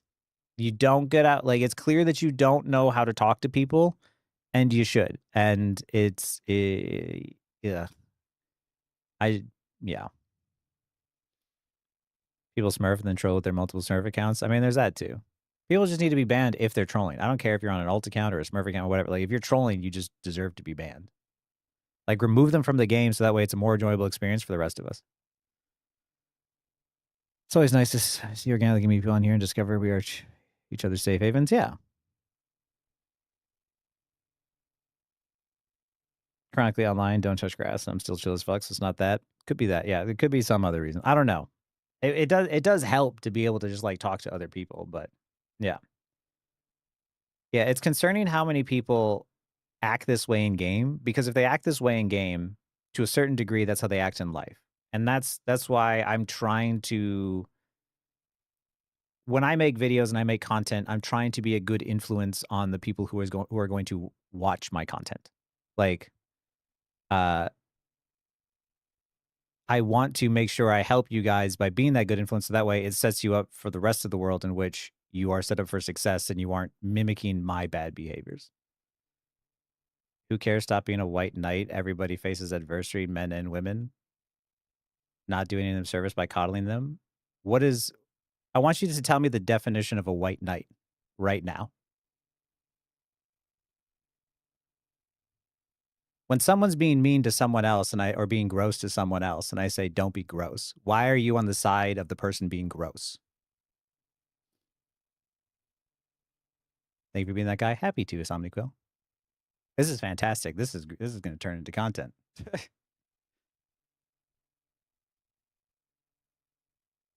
Legitimately.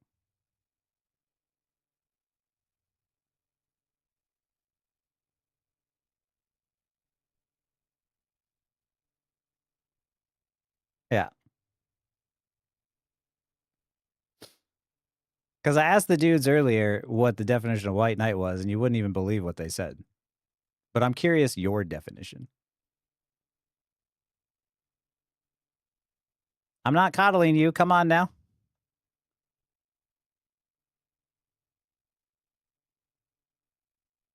You wanted to turn this around and say, hey, don't coddle people in chat. You get your chance to shine here. You get your chance to make a case. Let's have a conversation.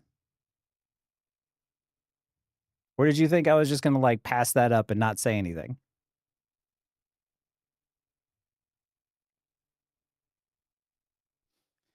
Here's the throwing problem in the game is free. Yeah, no incentive to even ban when a new account is 5 minutes away. Also, there's level commitment when everyone on a team paid to be there. Yeah. Yeah, the fact that it's free does make it difficult. Most games that go free to play have this problem. What I miss, someone was defending, like, I was saying don't be misogynistic weirdo. And this dude in YouTube chat was like, yo, don't coddle women and don't be a white knight. And so I was like, yo, what's a white knight? Say something. I'm not coddling you now. Like, Mr. Ducks Evers Soar 5914. Nothing. Controversial to say don't be racist or sexist. Yeah. Like, why is that controversial? I'm a Moon Knight, the valid kind of knight. Do you think harsher punishment for toxicity and throwing will improve it? Yes. 100%. Yeah. I like how he's like, don't coddle people. And I was like, all right, well, I'm not going to coddle you then. And he just dips, I guess. Gauss's take on the Warren Nothing but situation. Oh, I didn't see that. crickets. Nothing but I'm crickets, saying man. nothing but crickets. I really wanted to know the definition of a white knight from him. I was ready because everyone always says that. Everyone calls me that, but like, what does that mean? I know you picked it up from the internet, but did you ever like look it up? It's one thing to tell someone they're playing badly. However, it's another thing when you start attacking people things they can't control or their identities. Exactly. Like, and if you immediately start in a game and you hear a woman talk over the mic and you're just like being mean because she's a woman, or you immediately start being gross and trying to ask like, you know, where she's from, if she's single, like all this, like, dude, when they just IP ban people, they should on certain people. Like there should be a certain level of like punishments where it goes, okay, first offense is like a minor ban, more extreme ban, extremely harsh ban, IP ban. But women, I've seen some seriously performative feminist men. D&G is not one of them. True. Thank you, Larzapan. Yeah. Because a lot of people are just like, a lot of people give me that, oh, you're just doing this because you have ulterior motives. And I'm like, I don't care. People think, oh, you must want something out of this because you're just doing it for female attention. I don't like any attention, really. Outside of streaming and doing this, I like my life relatively private, you know? I like to make videos and content. I like to help people, but I actually am a very introverted individual that most of the time is just sitting at home playing his video games. Like, I have ulterior motives. I want to win. This is a straightforward motive. Practice equal and fair inclusive gamer toxicity. Right. Damn. Shaggy, I don't think he's going to respond. Misogyny runs is so deep they can't fathom a man being respectful of a woman because we're also humans. Right. I look at everyone with... I look at everyone... Probably did. I look at everyone the same where it's just like, I just want to be... I want to get to know people and be friends with people because they're people. Because they're humans. And look at them first as that. Duxilverse or something. Don't be a bad person simply asking too much. Yeah. Didn't say anything controversial at all when it comes to toxicity. Yeah.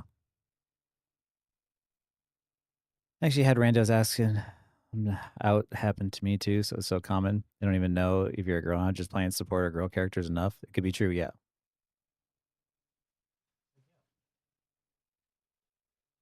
I just want to know that, like, I want you to imagine that you're in a game, you're playing a game, and someone's racist in chat.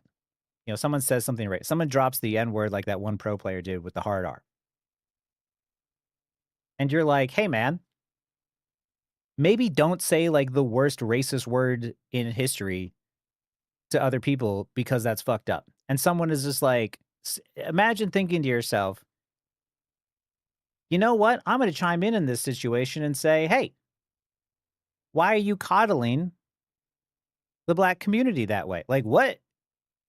You saw that exchange go down and your first thought was, hey, man, why are you calling out the racist? Like, what's the logic here? Like, what's the end goal? Do most unks main cap?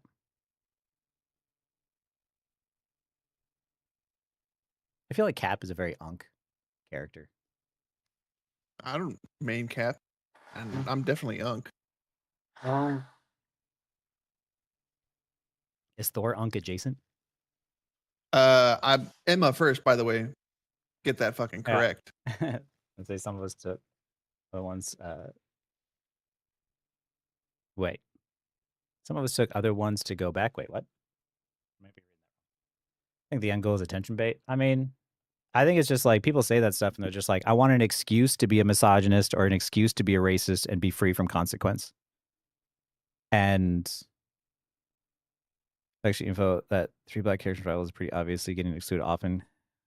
Kept bad and kept saying stop whining. I mean, like, I don't think NetEase devs are intentionally racist.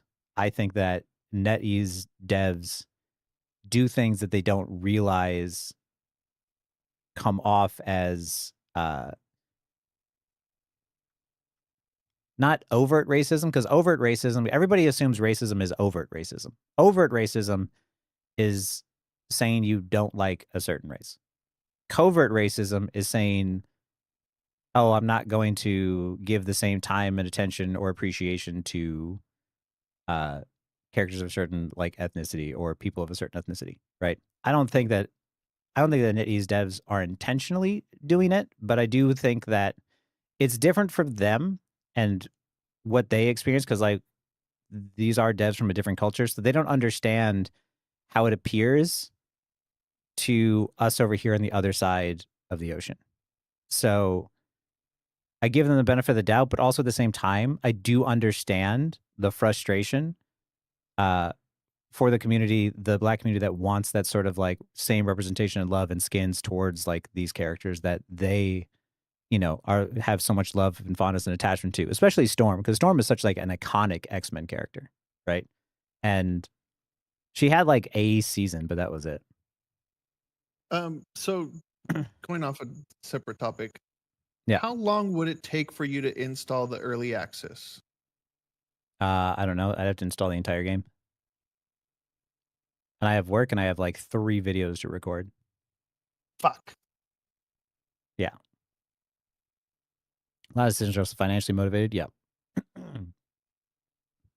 Still problem. Yeah. And, you know, that's the problem. That's the tough part we get into. Storm does a very toxic kit. Yeah.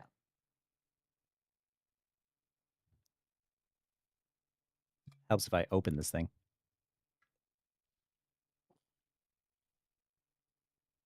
Black Captain America example of a racist. Would making a black captain would making a black Captain America be a little racist? No. No, they already have one. Yeah. That's like comic accurate of someone else picking up the shield. But like Bucky picked up the shield at one point too. Yeah, because Captain America isn't Steve Rogers. Captain America is the entity. Yeah. And that's like, I highly recommend that people go and they really look into this. Isn't Galactic Talon Sam? Who's Talon Sam? Okay. By the way, I'm a little pissed because I thought they were going to have Apocalypse as the tank. Have you looked at the other? Yeah, have you looked at the other videos? I saw that one video, but that was it. I'm so pissed with that. I'm like, oh, cool, Apocalypse. He's gonna be a fucking tank, and then no, he's fucking killed, and we've got Hooded Bandit or whatever the fuck his name is gonna be, and that's probably gonna be a DPS player. Possibly, I hope not. It seems like there's so many characters that could be tank, so they could be cool tanks. Yeah. We just don't have it.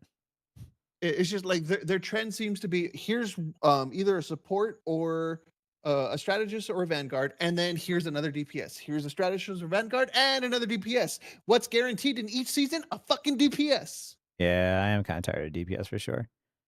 The disco skins, the disco's black culture, and Storm didn't get a disco skin. That's culture from the people of color community. Yeah, I will agree that like that one, I understand, but that's like I said, I'm like, did they do it intentionally? I don't think so.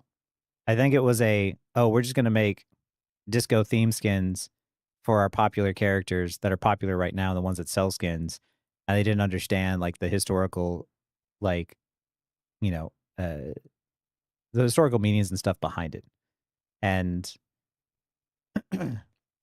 that's where like it's very important that I think that people recognize the difference between the two, because there are literal overt racists, and then there's people who just don't understand things in the same way that when I was younger, I didn't understand a lot of things either. Like, I said some stuff that I'm so happy was I was corrected by my friends and being like, "Hey, we're going to pull you aside here and we're going to have a conversation about why what you said is bad." And then I realized it and I was like, "Oh, crap. I didn't realize it because I said things without understanding the historical context of what other people go through." And uh that is one of those things that I got by being exposed to a bunch of different people of different races, cultures, etc. Like, so how am I supposed to expect that a developer over in China understands the Black experience in, America or the rest of the world, right? That's why I'm like, I don't think it's overtly racist to what they're doing. I just think that they don't understand the same historical context around a lot of the stuff that the people of color go through on a daily basis. We love learning via communication. Exactly. As long as we are open to communication, open to talking, then yeah, we learn. Like, Storm is the most famous female character of color in the history of fiction. The fact that she hasn't been in the least big character community for all of 2026 is simply not okay. I mean, She's just not picked often. That's She- my personal feedback is that a lot of their decisions are going based off of pick rates and Yeah. who generates the most revenue. It's not necessarily because they're like, oh well, we don't want to deal with her. It's more of like, well, there's not a lot of people that actually play this character and give us the money, so we can't Yeah. necessarily justify it 100%. it's Because they had some pretty sick skins from the release, and I'm pretty sure that they based it off of that. They're like, oh, okay, well, we have these skins, but not a lot of people got these skins. So Yeah. this character might not be as popular as the other ones. and I don't think she's not as popular due to anything other than just the fact that her kit doesn't appeal to a lot of people. Most flyers don't appeal to a lot of people, but there are some people I've seen who play. Is it Ellis's chair? It wasn't in his stream. I think he's one of. I think he might have said that he plays Storm and Iron Man. The furries. I think that Rocket generate good revenue because all the furries buy his skins. I think it's about like the kit, right? The kit. Storm's kit is a very difficult one to play and get value out of, but not just be absolutely punished on. So, and then you have Black Panther's kit, which is an extremely like low elo punishing kit, and it's extremely toxic like play style to have included into the game. That's just not fun to play into. And then you have Blade, which is just like, I don't think it was anything that they did was intentional. It's just unfortunately for a lot of the Black characters, they've just been huge misses in terms of like their game design as a whole. Like, because some heroes kits just absolutely pop off. Yeah, C&D. They need to tone it down on the C&D skins, though. I know. See, I guess the best way I can say it is C&D is the Mercy of Marvel Rivals. Yeah. Blade strong and low elo though. Yeah. But it's still like a harder kit, I think, for people to play. Silly Spark. Thank you so much. The 6 months. What are your takes on the rogue changes? They seem to be a lot higher on them than others. I saw you on. I was lurking in your stream earlier. I saw you talking about it and how you said that you didn't think that they were that bad. Let me see.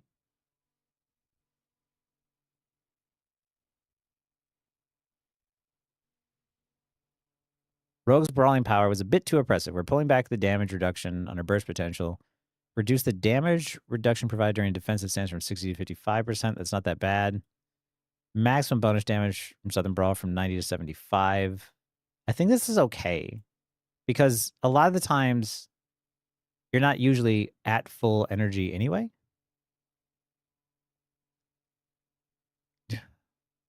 This hurts, though. I don't know how I feel about this, but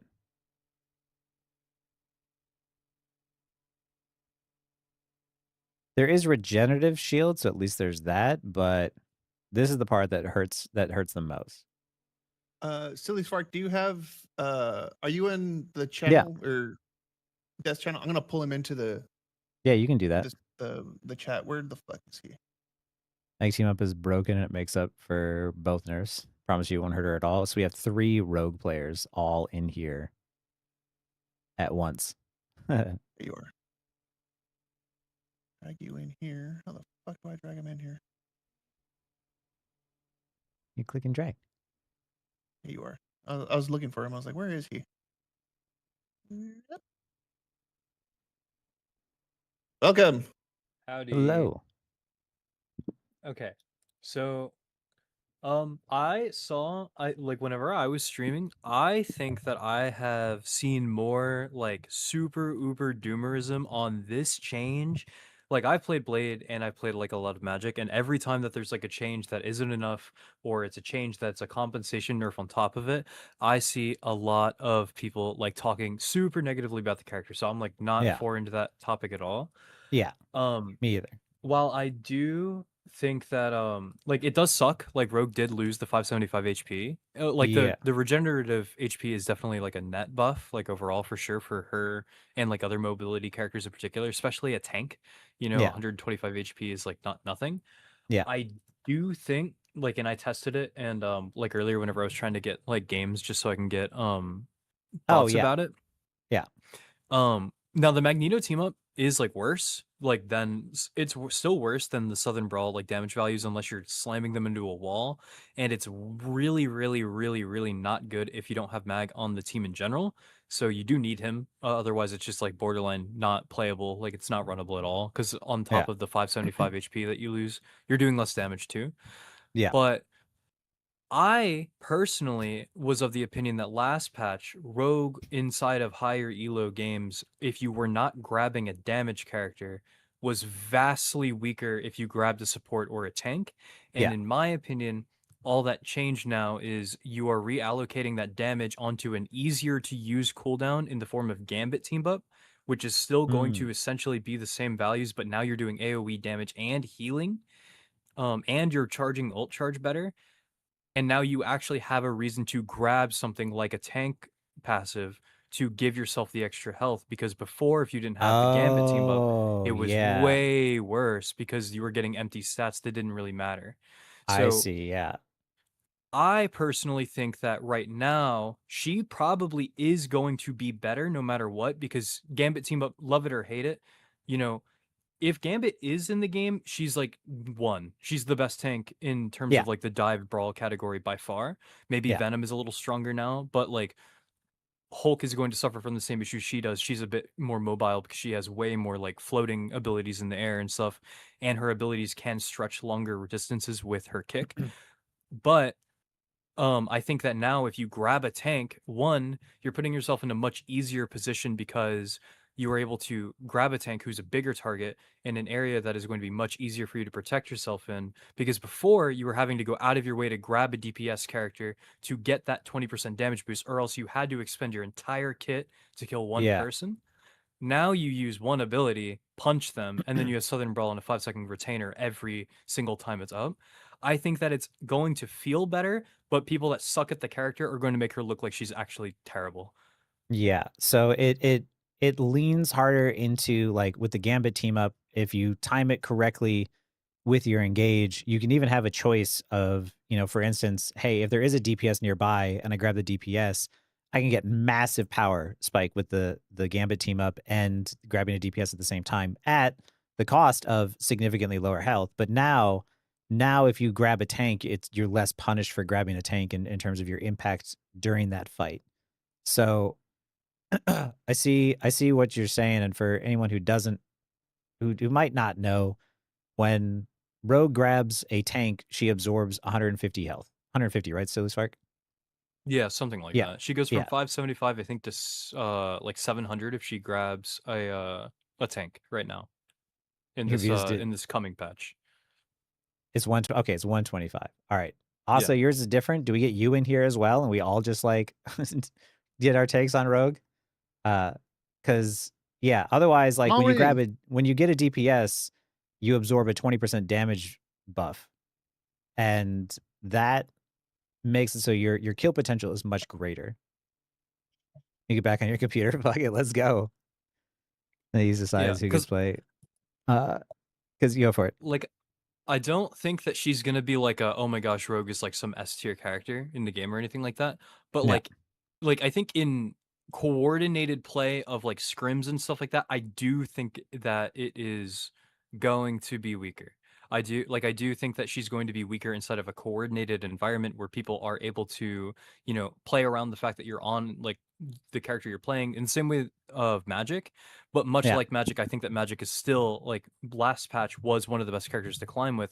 And I had that opinion of Rogue where it was like, other than the fact that Gambit team up was broken, like you kind of just never saw it. But in Yeah. terms of like being able to carry games up until you hit into like Eternity and like one above all lobbies like that, she was fine. And then a Yeah. lot of people were much harsher on the character than they probably should be, just because her skill ceiling is so high, and a lot of people, Yeah. no disrespect, are not good enough at the game, like in other aspects of it. They can be the best mechanical player in the world, but it doesn't matter if they don't understand like how the game is supposed to function Yeah. and timings and things like that, which will throw them into a deep hole. And I think that part just gets even harder to kind of deal with now, because you are putting people that already kind of undervalued the character into similar situations, but now she has way less HP in neutral. So now her neutral getting to that point where she's like, oh, I'm grabbing a tank here, that's going to be a little bit sketchier. But I think that she'll be Yeah. fine for team fighting and things like that, especially if Gambit is in the game, which he shouldn't be. It's so weird to me too, because they said, yeah, we don't want characters to be in team up jail, and then they put Gambit in team up jail anyway, because now Rogue is Super Saiyan God Vegeta running around Yeah. with team up permanently. Weird. Yeah. Yeah, that part is Hello, Asa. interesting. And yeah, they raised her skill ceiling, which is good. Hi, Bly. Hi, Asa. We have Asa here, just Asa, who is also another rogue player. What is your take on the There's situation? so much information. There's so much information. It's for Silly as well, because I know I rated him a few days ago, but I don't think he knows me. Oh yeah. Hi, I'm also a rogue OTP. I know who you are. I've seen you. I've seen your clips on TikTok and stuff. Oh, sick. Cool. So the thing about it is that I'm a very big numbers nerd, and I think I play Rogue a lot differently than you and most people, and I play a very numbers exact and combo oriented version of the character. Like the fighting game type combo type stuff is the stuff that I actually apply in my gameplay and use to min max efficiency. And then I also did just hit one above all on the character yesterday. So oh, congrats. It's more so this is and from a view of somebody who's been playing the character really long in high elo the past week or so. You know what's funny is you but- guys both went from Magic to Rogue. I think that's a common thing, low key. Yeah. It's the triangle between Angela, Magic, and Rogue. I don't know. Everyone plays 2 out of those 3 if you play those. But anyway, are we all also aware of the damage reduction increase on the mag team up? Oh, yeah. I- As in, whenever you have the mag team up, it reduces more than Southern Brawl last patch, right? Yeah, it goes from 60% now. It's going to go to 55% when nerfed, but with the team up, it goes to 90%. So it Okay. turns into Oh. Doomfist. It's better than Blade Block then, Yes. which is 80%. Yeah. It's better than every damage mitt in terms of not a straight shield. So the way that I play the game, since I like to efficiently go, at least anytime I'm going for a kill or engaging or doing anything, I only use 2 cooldowns. I keep all of my gameplay loop in that type of situation, and I feel the block in terms of because I'm thinking of the way that I play neutral and the way that I move through the map, the block, because it mitigates 30% more damage, you just use it more in that sense of being able to stay in the fight longer while your cooldown uptime is lower. Yeah. Sure. So, and then also I want to preface this by we are all in agreement that when Gambit is in the game, the Gambit team up is better. Yes. 100%. Yeah. Gambit, That- yeah. Okay, totally, cool. totally. That is what I'm just talking in the sense of Gambit not being in the game. I think in terms of neutral, you can really just the Gambit team or the mag team up is being very underrated in how much damage. I think that HP is needed to be gone, because 30 damage reduction on a character that stays in the fight as long as Rogue is ridiculous. And I think that that's something I'm going to be testing at least first week guaranteed. I'm only going to be using it, but on paper that just sounds crazy to me when it comes to numbers. Right, yeah. I super agree with that. Like my second most played character in the game is Blade. Like and I've hit I've hit top 500 and I've been able to play inside of like high elo with Blade even before his buffs. An 80% block is able to keep a character with 300 HP afloat. Yeah. So like 90% is going to be, especially when used as a parry to just take a large cooldown and then get the damage for Southern Brawl to be charged there. Like that'll Yeah. always just be really valuable, especially with the changes. And also there's a bigger need for it too with her HP being lower and dialed back for sure. It seems like But you really have a choice then with the two sort of team ups of, do I need to be one that holds space more, or do I need to help my team secure more kills? Right. Right. I So feel like that's good. into her counters choice. a lot more. Into her counters, the Gambit team is going to be better because you're not going to be able to move as much, so the percent health strat is good. But I think like overall for her gameplay loop, I think the decision, I just didn't want to go into like this discussion bailing out the mag team up as like the Gambit team was the only one you should use. Like you really, when we come into this patch, we all obviously don't know which just numbers that we have because they've given us all of that. But like definitely, at least from the rogue mains perspective, please try both. At least for me. What oh is no, Kingsman? absolutely. Tiger I Lily? think that it's I think my like opinion. So like you played Magic a lot. My Yes. opinion on like characters in the game is that I have like two criteria and like two different sets They do of stream. This is the ways just that I judge a Asa character. Since underscore like pro play and is Silly a thing Spark. that does matter, but so is like climbing They're ranks and both things very, like that. very good. So rogue whenever I players as talk well. about like a holistic approach to like how the characters are, I typically talk about as a solo queue character, like climbing the ranks, the easier one that you will always get better value out of with, if you're not min-maxing and you're not, you or like Right. me or someone like Death Right. that is playing a lot of the character for hours out of the day, like the Gambit team up will just typically be the better of the few because now you're going to get easier value out of that I'll get ability. Asa here in a Same second. thing with like Magic, where I was like, yes, Magic sucks in pro play, That kick from a but cash as far as journey a character with the small solo queue creator one. climbing, she was good because she has high burst damage and really good Changes mobility look and is super exciting. easy to pick up. So Yeah. it's kind of like the We're just duality doing of insane with juggling, it, since yeah. I'm not really like a person That that's is like, oh always yeah, insane, what I to be say is fair. fact or anything like that. So yeah, I do agree the Magneto team up is crazy. Like when I was playing with it earlier inside of lobbies, I was like, damn, this thing is I'm just not dying. Like it's crazy. But like Does it- then your ego Vegeta with the Gambit team up and having that on retainer 30 seconds, so every other team fight, that is like no matter what, it'll be strong. So both of them, in my opinion, are really good. It's just like since one is so easy to use compared to the other, it's just gonna be easier for the lower elo people that are like Oh, I Grandmaster below. I completely agree with your statement on for ranked under C1 Gambit team up will almost always be better unless you're min maxing. I think that's the consensus we're going to. Yeah. Okay, cool.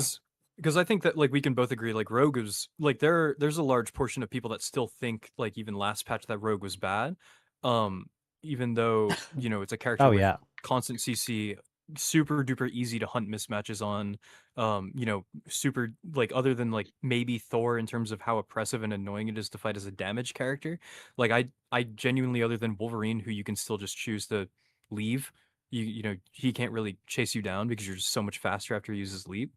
I don't really have an issue with. Like she just does so well in so many mismatches in support and damage. Correct.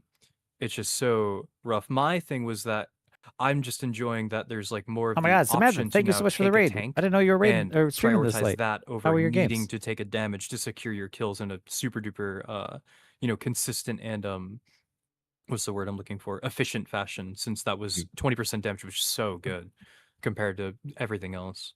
Yeah. I'm gonna have to check. Well, this mag team up, is it just it does more than damage reduction on the block, right? Like, there's something like an added effect.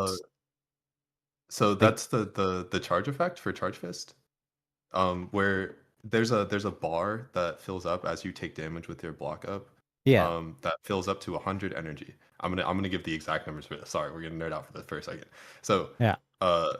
that bar, when it fills up, they convert it to something called energy, and Yeah. so it goes up to 100. And then when you do the block again, they convert that energy by a percentage into damage, into like bonus damage. So what it did before the patch is it was at a 0.9 conversion rate, which means that it's going to turn 100. If you're at max, it'll turn it into 90 bonus damage. Now it's going to turn it to 75 bonus damage. Okay. at max. So like Yeah. anything in between there is going to obviously be a different multiplier, but roughly it's going to be around, instead of 130, it's going to be 115 at max. Okay.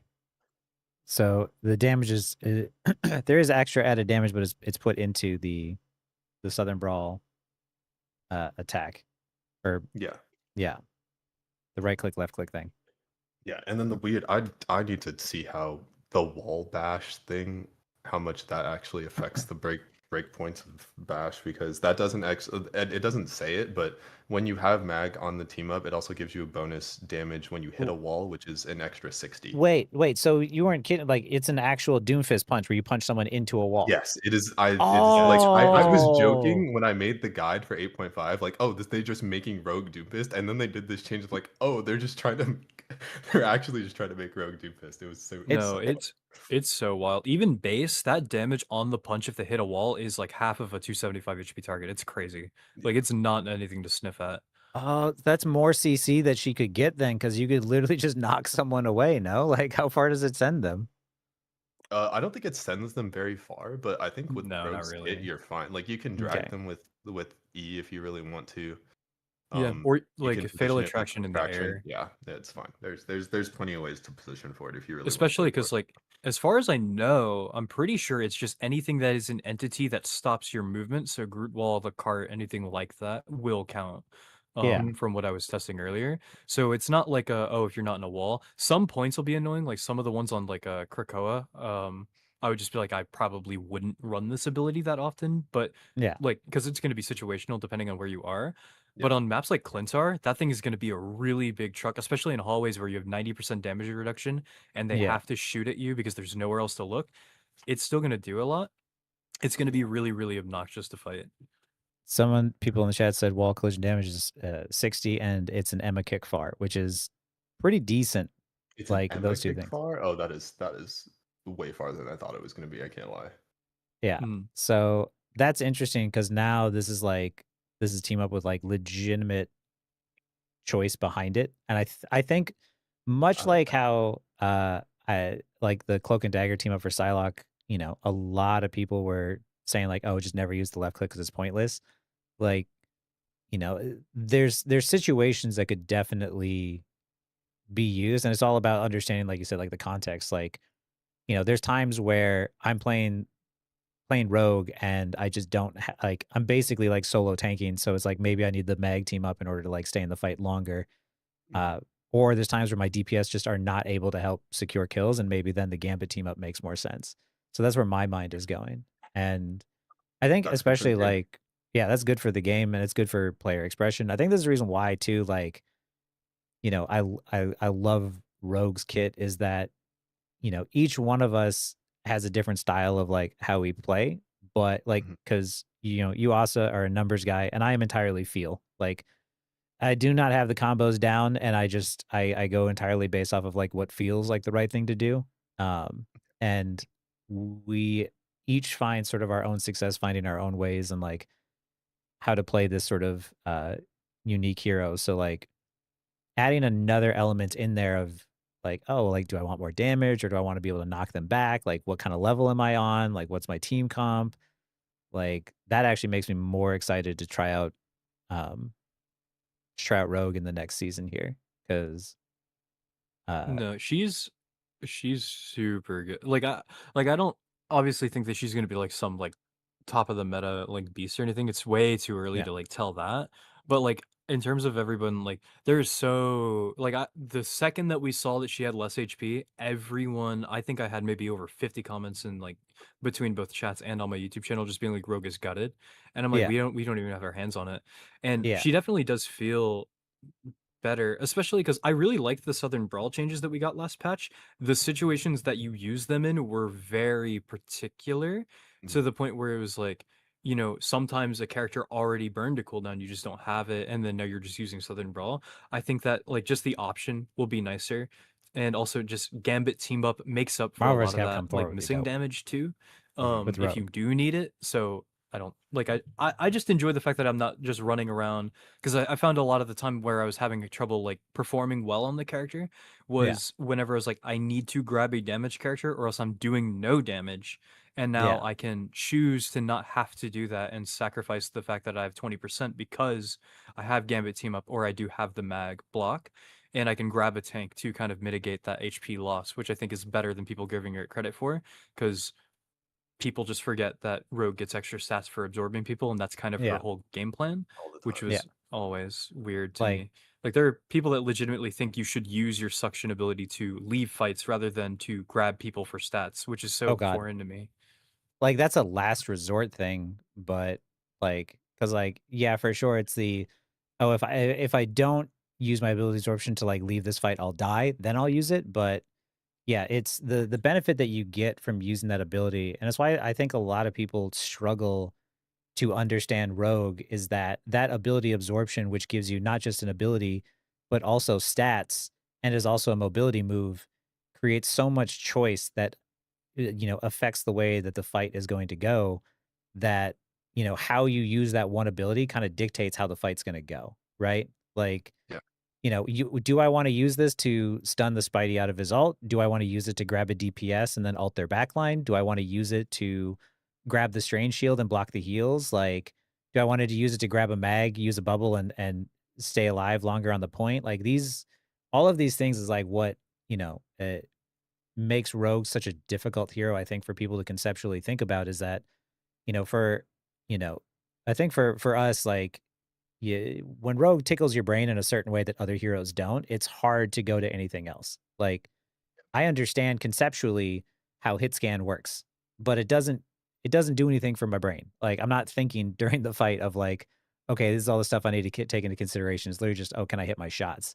Whereas like Rogue, I'm like, okay, I'm in the middle of a fight, you know, uh, Strange is about to ult soon, so I'm gonna like hold my ability absorption to try and like stun him out of it, or I'm gonna try and like grab a DPS, or I'm gonna try and like dash onto someone with my shift, attack them, attack a DPS, grab them, get the damage boost, and then as I try to get away, use the shift again to close the gap and then finish him off.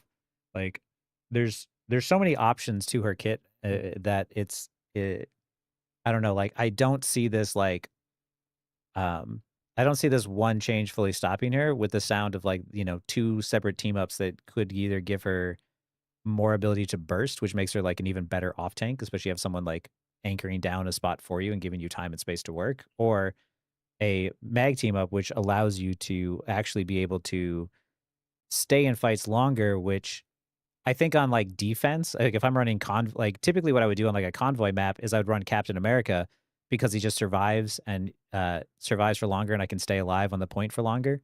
But if I am running defense now on convoy, I'll just run the mag team up so I can sit on that convoy for longer and keep it from moving. And then it gets to OT and I suddenly switch to the Gambit team up and I'm like, okay, now I'm just going to kill everybody that's there. Like, that's where my mind goes with a lot of this stuff. Yeah. The character will never be bad if you are more creative than your enemy. Yeah. That is a Rogue staple, to be honest. Yeah, 100%. And that's a lot of the problem, is I think that the problem is like the loud majority does come from people that are in like diamond, platinum, low GM, that range, that play the character, because she's in my opinion just too hard for people that are lower than that. And the other issue is that, like, in a lot of the time whenever people play the character, they're like, well, I just get shit on by this aspect of the game, or this character in particular, their kit. And it's just, whenever you see number changes like this and you just don't understand why the character is performing as well she is in like Hilo, like specifically in like Eternity and like Celestial 1 lobbies, Rogue was playing really weirdly well. She was really popular over the last week for certain. Yeah.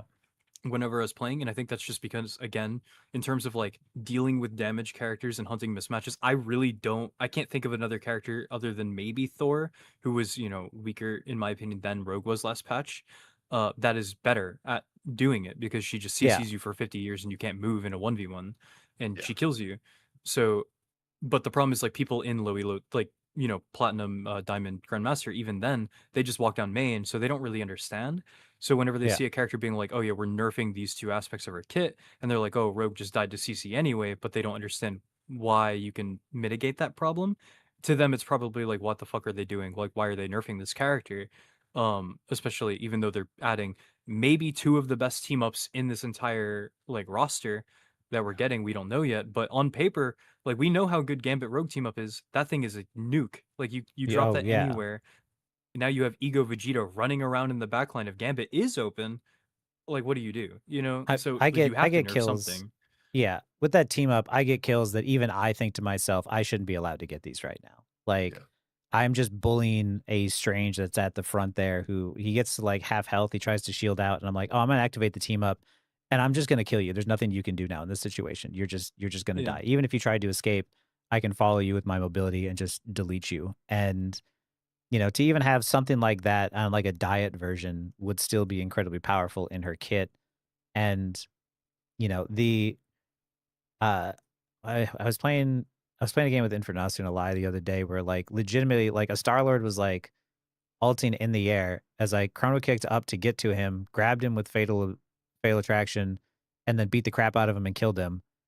And it's like, you know, 25 seconds later, right as it's coming off a cooldown, you know, I dive all the way back to the Strange who's going to TP back to the point, and I cancel the Strange TP, and then I I go back to my team and shield my way back to my team and help finish off and clean up the fight there. And it's like, you know, with how mobile she is and how much she can do, you know, giving her more tools, like, yeah, you're losing health, but you're gaining another tool. And a tool Yeah. is extremely valuable. You know, every team up could lead to you being able to do more, and you can already do a lot. So, you know, Yeah. imagine if like, okay, I have the team up.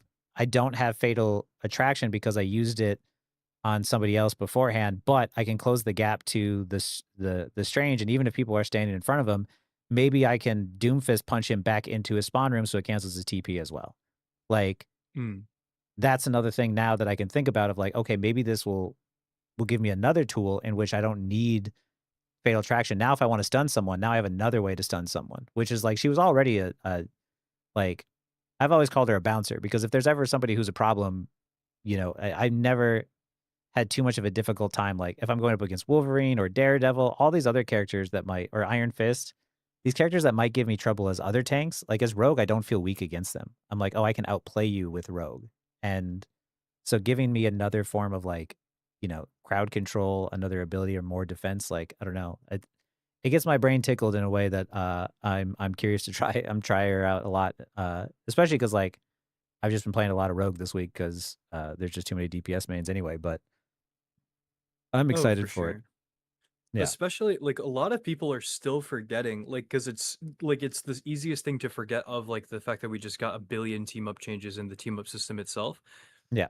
125 regenerative HP is nothing to sniff at. Like that is really strong. lot. Like that's strong in Overwatch on damage characters. On a tank character that can pretty much option select while she's in chrono kick combo to continue to like pressure or Yeah. leave and do whatever she wants to because she has 80 abilities to move.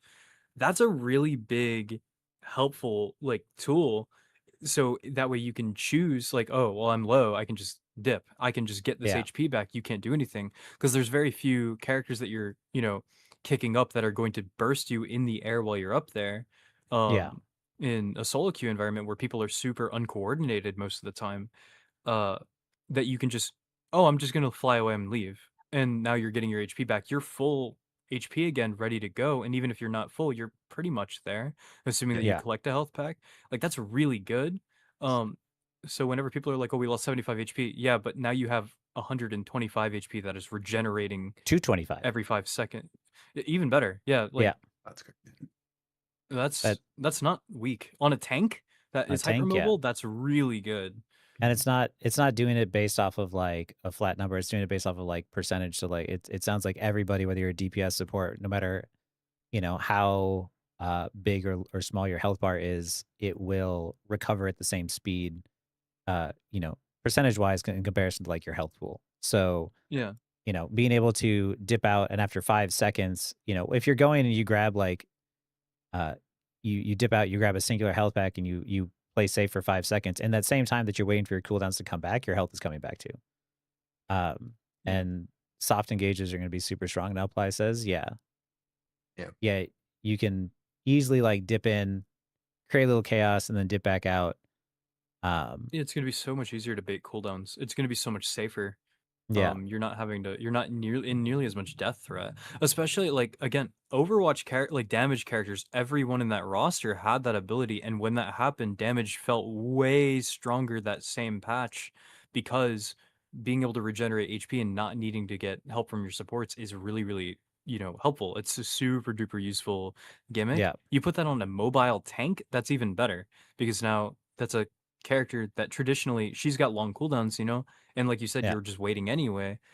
Now you have 2 team ups and regenerating HP, and it's a little bit more valuable to grab characters that have either damage resistance or like just a tank character in general that gives you more health. Yeah. Like there's just a little bit more to go around. So I think we lost 75 HP and Southern Brawl's a little bit worse, but the things that we did gain helped the character in like the short stop she did have a lot more. So I'm not worried at all. I think she'll be. No. I think that it's gonna drop, and people are like, "What the fuck is this character?" Because now low elo players are having Gambit team up running down platinum lobbies forever, and you can't do anything. Yeah. I think too, I think something that people should take into consideration is like right now these patch changes are massive. Like they've never dropped a patch with like this many changes at once. And while it looks Yeah. bad on paper to go from like 650 to 575, a 75 health drop is not tiny by any means, but we have to remember the context of like what they're playing under is that they're playing a game in which for whatever reason they're like, oh crap, like she's so powerful we feel the need to drop her to 575. Like whatever happened Yeah. during their play test motivated them to be like, oh crap, she needs like a heavy health nerf here because her offensive power is too strong given probably like the team ups and stuff like that too. So it's like Well, yeah. yeah.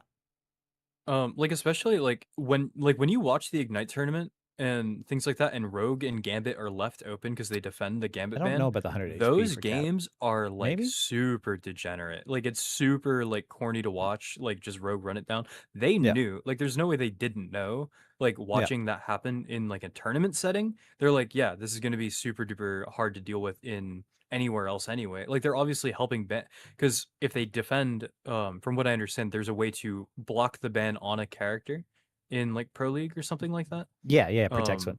Yeah, protect. Yeah.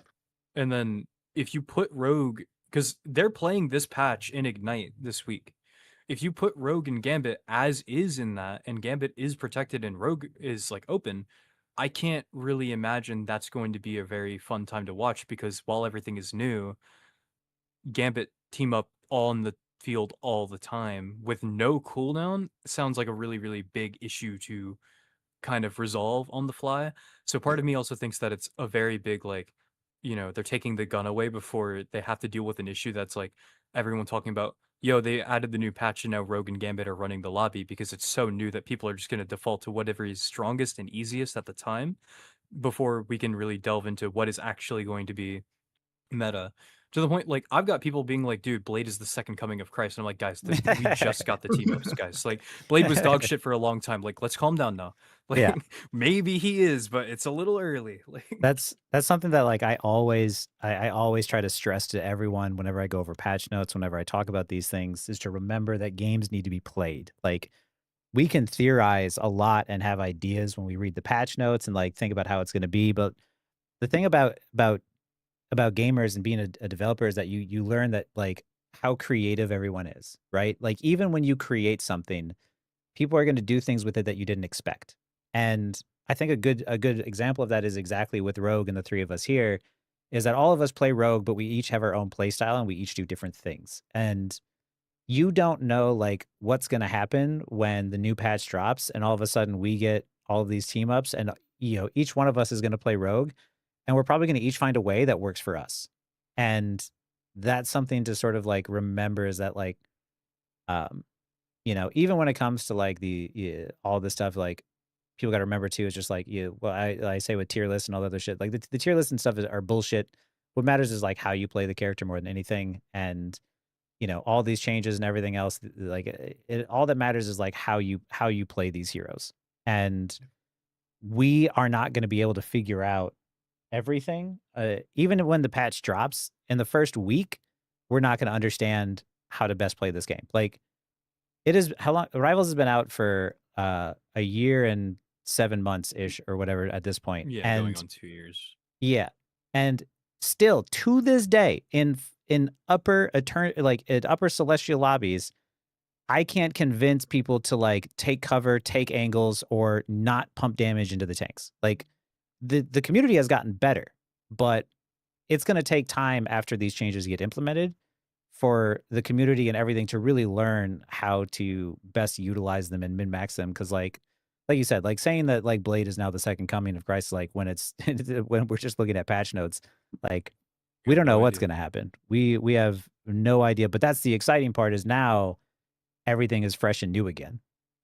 Yeah, because like especially like there were people like they showed Magic on screen for 2 seconds, and people were like, "Damn, Magic got thrown to the wayside. Look at the team ups; they're dog shit." I got That's Yeah. into the practice range for 5 seconds, and it was like, "Hey guys, Magic's team ups are actually pretty damn solid." And everyone was like, "Holy shit, the script has been flipped." It was like, come on, Yeah. like we 99.9% of the people don't even have their hands on it yet to say if it's good or bad, and then they're like argumentative, and it's the loud majority. It's really, really weird. I don't know. Maybe it's also because like other than like Dragon Ball Fighters or something like that, this is the first competitive game that I've been like super into. So Yeah.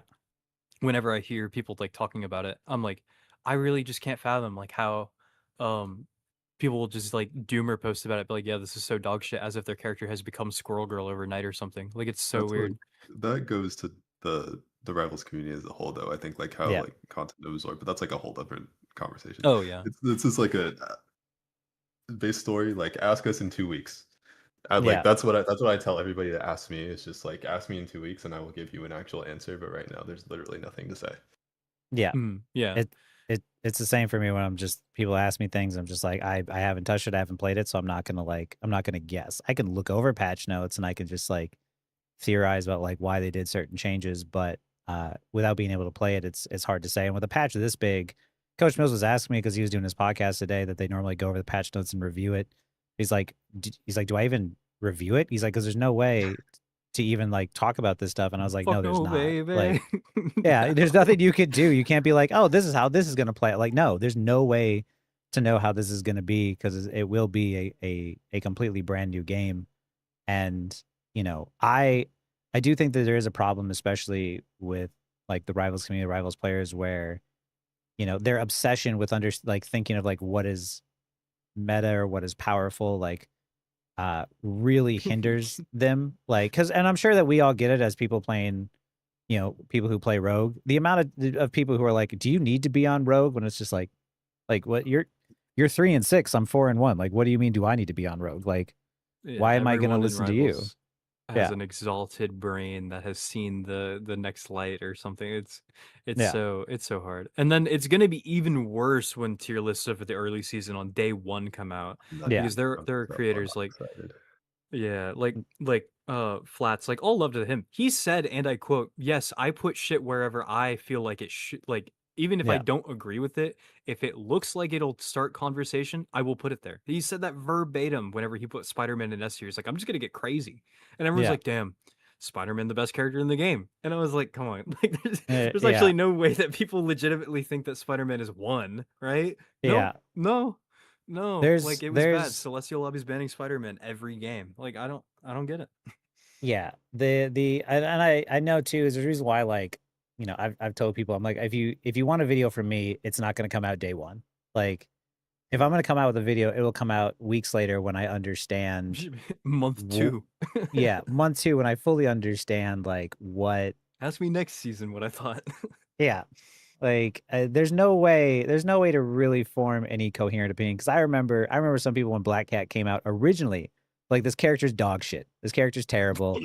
And then like I had that so bad. People are like, "Why can't you just appreciate the character? Why does she have to be broken?" I was like, "I don't know, because she fucking is, bro. Like, what do you Yeah. want from me? I didn't make it." Yeah, I didn't make it. She is broken. Like, yo, it's you know, the people are way too quick to judge and assume things, where like, you know, people have been assuming Rogue was bad for a really long time, but I think she was just difficult. And it, to the people who play her, they understand that level of difficulty, because you know, if you look at Rocket, like I understand Rocket's kit is simple, but it's the difference between like, can you master the very simplistic parts of his kit and bringing it to its max potential? Whereas like Rogue's kit has so many options that it is very difficult to be able to, you know, Pick the right one.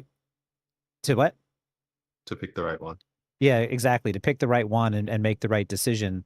And, you know, it's just about like, which do you prefer to do? Do you like the complexity of the kit, or do you like mastering the simplistic kit as to its fullest potential? And I think that that is the part that a lot of people just, I don't think really take into consideration when it comes to these heroes, is that not everyone wants to play the same way. And that's the reason why like hero shooters can be so great.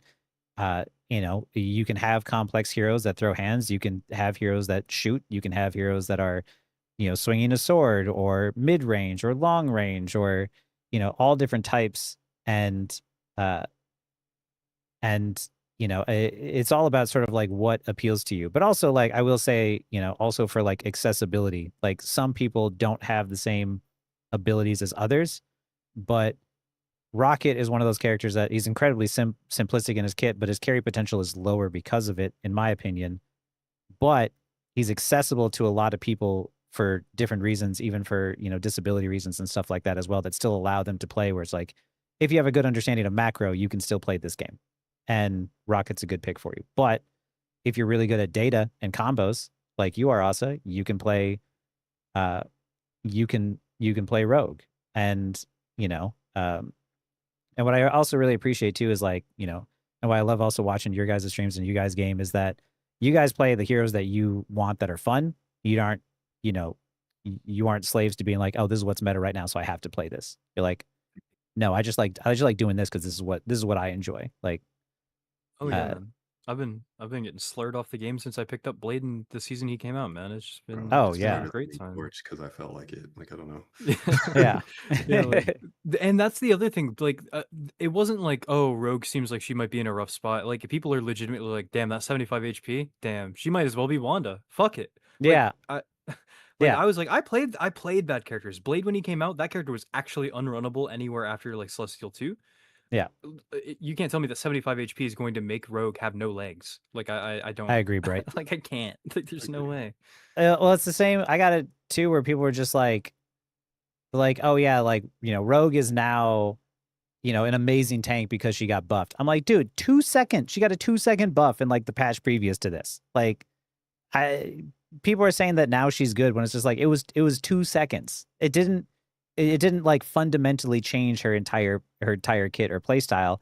It was a buff, yes, but it's not like suddenly you were handless before and now you have hands. Like, now the window of opportunity for you to do stuff is just a little bit easier. Like, that's it. But it was always there. But yeah, every time people see like any change at all, they're like, oh, this is it. It's the end of the world. Everything is screwed now. She's going to be done for. And it's just like, I think in the same way too, when I was playing Psylocke in season 6, when that was like the worst season for her, and I was climbing with her regardless. I'm like, if I, you know, I eventually made it to Eternity, but even then when people were telling me it was like her bad season, it's like, if I can still make it to C1 in her worst season, like, what's everybody else's excuse? Like, And I that was so weird, understand. too. Yeah. Because she wasn't even that bad back then. She was just bad comparatively to where she was Yes. the previous season when she was the best character in the game. Yeah. Like when Rogue got that 2-second CD change on her Fatal Attraction, I was like, I saw people acting like she was curing blind people in the street. I was like, damn, Yeah. dude, it's 2. It's 2 It's 2. seconds. Like, what? Yeah. I think most people have just been like, I think now after the last buff, people are starting to give her time. So I think in like a month or so, we'll have like more like actual Rogue players. But most people, I swear, like 90% of the ones that I run to have just been Gambit merchants the whole time and don't know how to play her and like use her option selects without Gambit team up. Yeah. And Yeah, because so it delayed the time people are actually learning the character. Yeah, because you can tell like immediately based on like the first like exchange that you have, you can tell like which of the two is better. Like if you Yeah. play the character, like you'll run into it and you'll be like, oh, that guy does not know what the fuck they're doing. They just have Yeah. this character lorded or whatever. Like that's super often, especially like in low celestial, agree, you'll run TJ. into people and be like, "Why the fuck did that guy do that?" Oh, okay. Yeah. Like it's the most glaring obvious. It's like watching footsies in a fighting game. You're like, that guy does not know what the fuck he's doing, and then Yeah. just roll him over. Like there's nothing you can do. Yeah. That might be one of the most egregious, like, I'm just better at this thing than you are matchups in the game, other than like Spider-Man. Like Oh, yeah. it's super jarring to look at. It Like is a you can very tell high somebody skill, doesn't know like this. skill gap between the players for sure. I get it. Yeah. There's it's funny too because it's like I had a game today where there's somebody on my team using a tracker. They're like, oh, they have a rogue on the enemy team. I'm like, and here's me hovering rogue. I'm like, yo, I'm hovering rogue. Like, don't you dare ban me out of my hero. We leave it and we go rogue v rogue, and it's just like I understand the person I was going up against was like they knew the combos and like what they should do, but I also know I know how weak rogue is as soon as those combos end, and I'm like, oh, as I'd watch her engage on my team, I'm like, oh, you don't have anything left anymore. Like you got away with the fact that most people don't understand how a rogue works, and now I understand how rogue works and what she's supposed to do, and I'm not going to autopilot to your backline. I'm going to kill you first because you're here. Like, Yeah. you know. And I think that's actually a glaring problem where I think that like of all of the mechanical characters in the game, I think Rogue is probably the one with the least amount of like informative stuff on her, and I think that's like a big part of the reason why it's so hard for people that don't that like play her in like those elos that are like they're worse at the game itself, so that way whenever they go play Rogue it doesn't translate at all and you can't really figure out like this is strong for X reason. Yeah. I like of all of the people that like play Rogue in like a content format, there really aren't that many. It's about the same as like people that play Blade, and like I've been in that content stream for a while can now, agree to and that to a there certain really extent, also Demon isn't King. that much to go off of, and it's the same reason why people are Hulk is more bad mechanically in that difficult. area. The only difference is Blade is much easier in low elo In my than Rogue opinion. is, but like as far as like the big creators go, it's really just like Cringe Alarm, and he doesn't post daily, and when he does, it's highlight reels. So it's hard for people to be like, this works Yeah. for X reason. So when they go and they try to do it, they fall over and they're like, what the fuck just happened to me? This character must be dog shit. So you can because Yeah. you can put 50 hours on a character. If you don't know why a character is working the way it is, and you're just mimicking something you've seen 2 seconds of, it's gonna show. Yeah. And that's why like Rogue was under the impression, like so many people were under the impression the character was just shit without the Gambit team up for as long as they were. Because when I picked up Rogue, I was like, there's no way that people actually think this character is bad, right? Yeah. And people were telling me like, no, she's got this problem. I was like, yeah, but if you just do this, then that helps that problem. And then if you do this, like it's just, but people just don't get that because they don't play Yeah. the game for like a work or like as a super, lengthy hobby like we do. Yeah. So, Yeah. Well, it's the other thing too is like what Rogue is really good at doing because of all of her CC is really demanding space and bullying people, and that's where a lot of the things that I do in a lot of the games I win where I'm playing Rogue, I'm pushing up incredibly far to just command space and keep the enemy from like using resources to get to the objective. And quite frequently there's been times where like I've ulted in a massive group of the entire enemy team, near their spawn just to keep them from coming back to touch the objective. And I know in that situation, I can't kill them if they're grouped up like this, but they also can't ignore me either. And that's one of those things where it's just like, she uniquely can do that. Cap can also kind of do it, and like, Hulk's sort of similar with his ult as well, but it's just like, a lot of times what you're trying to do with these heroes and with these characters is not reflective of the scoreboard. And most people are constantly looking at, well, how much damage numbers how high is my damage number? How many kills am I getting? How many final hits am I getting? Like, that's one of the most annoying things that I hear, whenever I'm playing tank, whenever I'm playing rogue, is like, oh, you don't have that many finals. You didn't do anything. But it's just like I wasn't trying to get finals. Like, I was trying to create enough space that allowed my team to get kills and allowed us to win the fight. So it's like, I don't necessarily need to have finals. Sometimes I get them, sometimes I don't. But my job isn't finals. My job is to win the game. I win the game by pulling out resources so that way they don't have them to use in the rest of my team, surviving and bullying people that are giving my team trouble, which is like, the whole point of playing tank. And that's something where especially with like the community They still constantly look to like the scoreboard and they compare everything as if it's a DPS. And it's like that's not what tanks do though. That's not what Rogue does. And it's the same, like I'll get more kills and kill participation on Rogue than if I did on Cap. But also at the same time, if I'm playing Cap, I'm gonna end the first round fucking 5-2, while the rest of my team has like, a bunch of kills, but that convoy will have never moved. Like, yeah, I'm not getting high numbers or high damage, high stats, but I'm keeping the convoy from moving and pulling attention and resources. And I think until the community finally catches up to realizing like what it is that tanks do, like they're not going to be able to see the value out of heroes like Rogue because of like, oh, her damage number too small, so I just don't think she's very good or whatever. Like, it's Yeah. extremely limited. They're all extremely limited in sort of their understanding of the game and like how it's played. Yeah. I think like especially because I've only been playing tank for like 2 months at this point. But like whenever I went into it, like everybody in like my chat and YouTube comments told me like, oh, you're gonna hate tank, it's gonna be terrible, you're gonna figure out that tank is such a weak Yeah. role. But like whenever I started playing it and like especially in the last 2 weeks after like I've gotten a lot better at it and Yeah. much more consistent, I've learned that it's more of just like tanks are actually fairly fine. It's Yeah. more so like the aspect of you need a second one, but like comparatively to like 90% of the damage roster, which is like way weaker feeling than like what tanks do, like it's fine. So like Yeah. I don't, it's just different in ways that you get your shots off, and depending on like how you're talking and seeing the game and the way Yeah. that you take things, it's just different. Like it's just different entirely. Like they're different beasts. Like Yeah. tank is a harder role than damage, I would say, in terms of like how you need to know how to play the game and stuff like that, because you can really fuck over your team if you don't know what you're doing. Mm. Because damage has a lot less of a burden. You just need to go get your There's a new kills Rogue and skin? burn their cooldowns, and you're doing your job for the most part. Yeah. And a lot of that's also like why whenever I read these patch notes, everyone's like, oh, these patch notes are crazy. I was like, man, the big TLDR that I've got out of this is that Cyclops now has 15 seconds on both of his movement, and that's all I care about. All I give a shit about. Cyclops got nerfed, all I give a fuck about. I was like, Oh, yeah, okay, that's right. he's got less movement. That's all I read. I was like, I don't care about any of this other stuff, because as far as I know, the team up abilities are going to make it way different. Cyclops being worse at moving around the map and blowing me away, all I care about.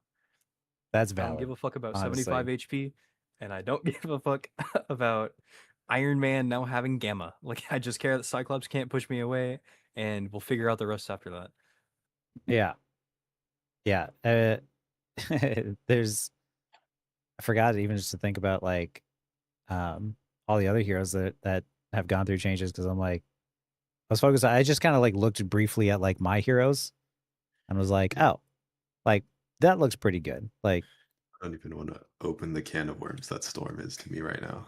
That's what, like, people were like, how do you think Storm's gonna be? I was like, I don't fucking know, bro. Like, they gave me a laundry list of shit that they changed with her. Like, how am I supposed to know? She crits now. That's crazy. Like, what? Yeah. oh, she it's like- crits. no, she's the Thor team up now makes her hit scan and she can crit, and they added the wind shear base damage. But there's like, never mind. That's a story for another day. That character might be crazy. It might do nothing. I don't Thank know. you for follow random attack Yeah, ankles. it's so that like it's so hard. This is the one patch where I'm like, this is probably the best patch that we'll ever have. Looking back on like how it shifts like the core, like part of the game. This will be up there with like the ult change that True. we had. Yeah.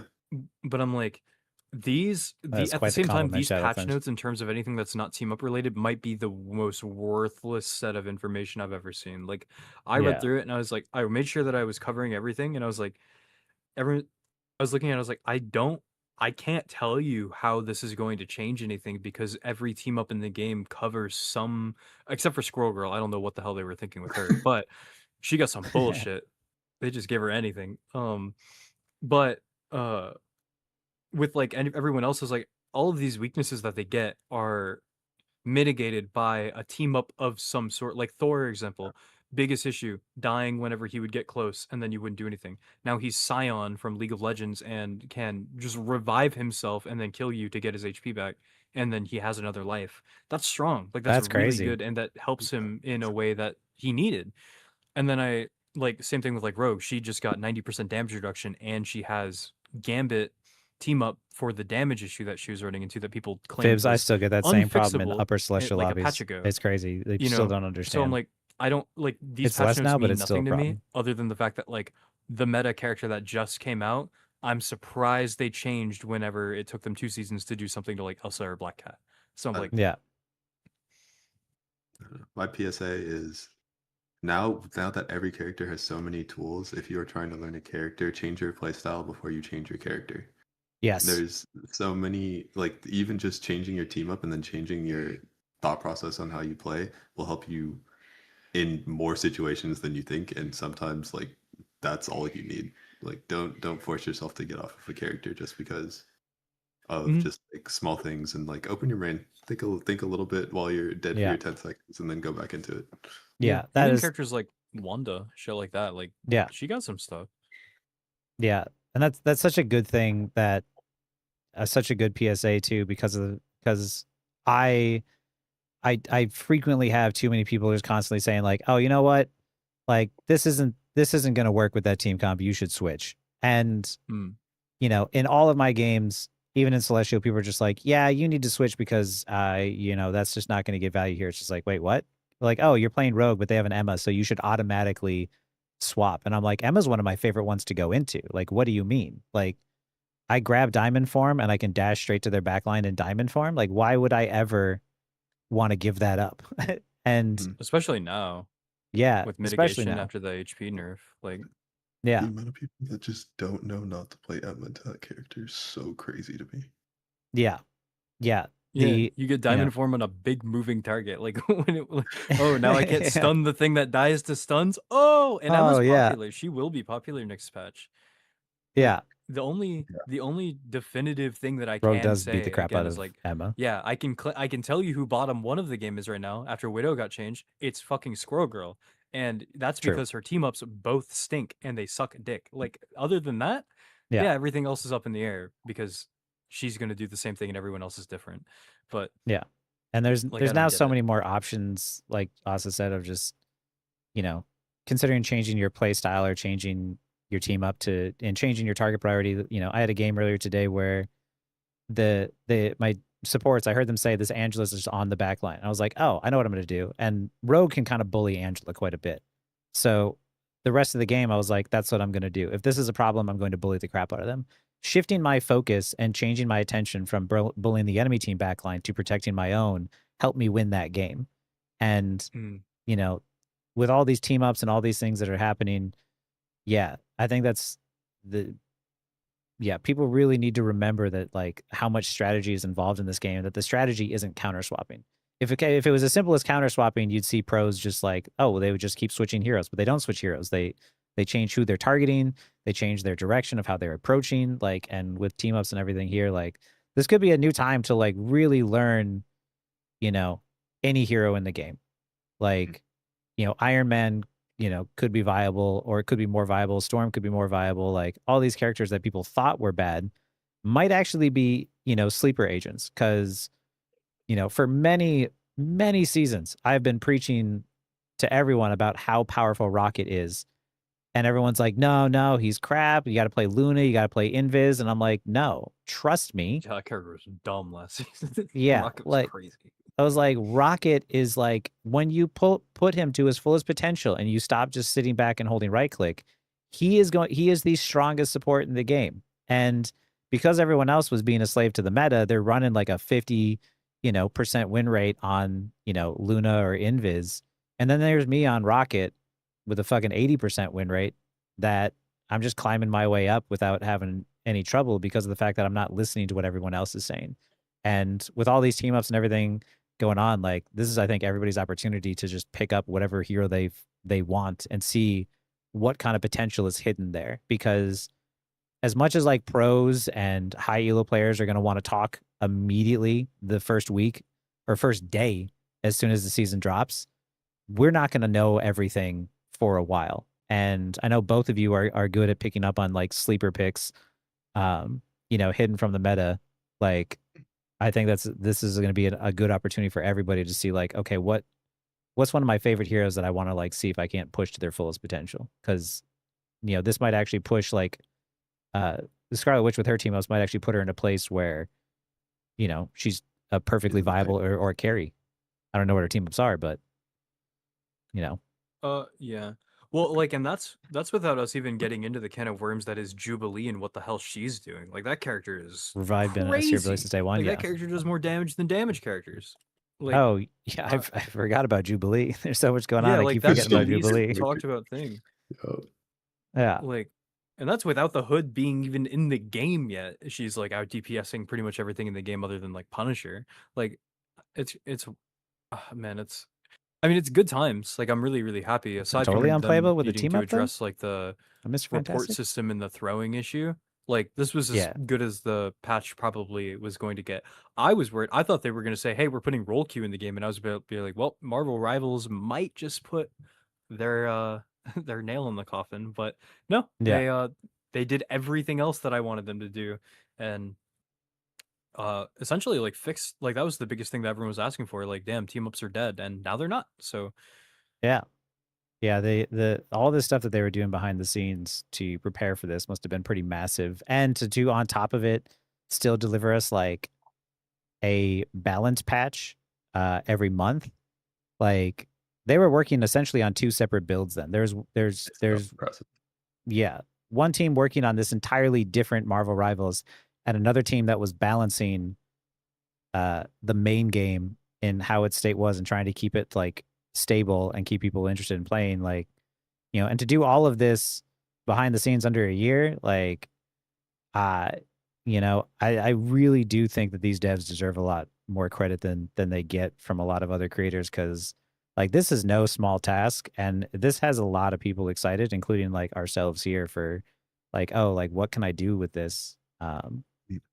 You know, like I can't even begin to imagine all the different possibilities or capabilities here, and I only wish that I had more time to just sit here and just like farm the game so I could theorize and craft and see what I could do with my favorite heroes already and what team ups they've got, because yeah, we talked Oh, about for Rogue, sure. but we haven't even talked about, like, you know, Psylocke or Rocket or whatever else is going on.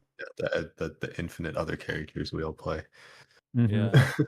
Yeah. Like, this it meant it's like a can of worms. Like, somebody asked me earlier, they're like, would this be a good time to start getting into the game and content creation? I was like, I mean, this is probably the perfect probably time the other best than time. launch, to be honest. I Yeah. was like, if you want to cover every character and talk about it and build an audience and do anything, at least in the education scene, this is now.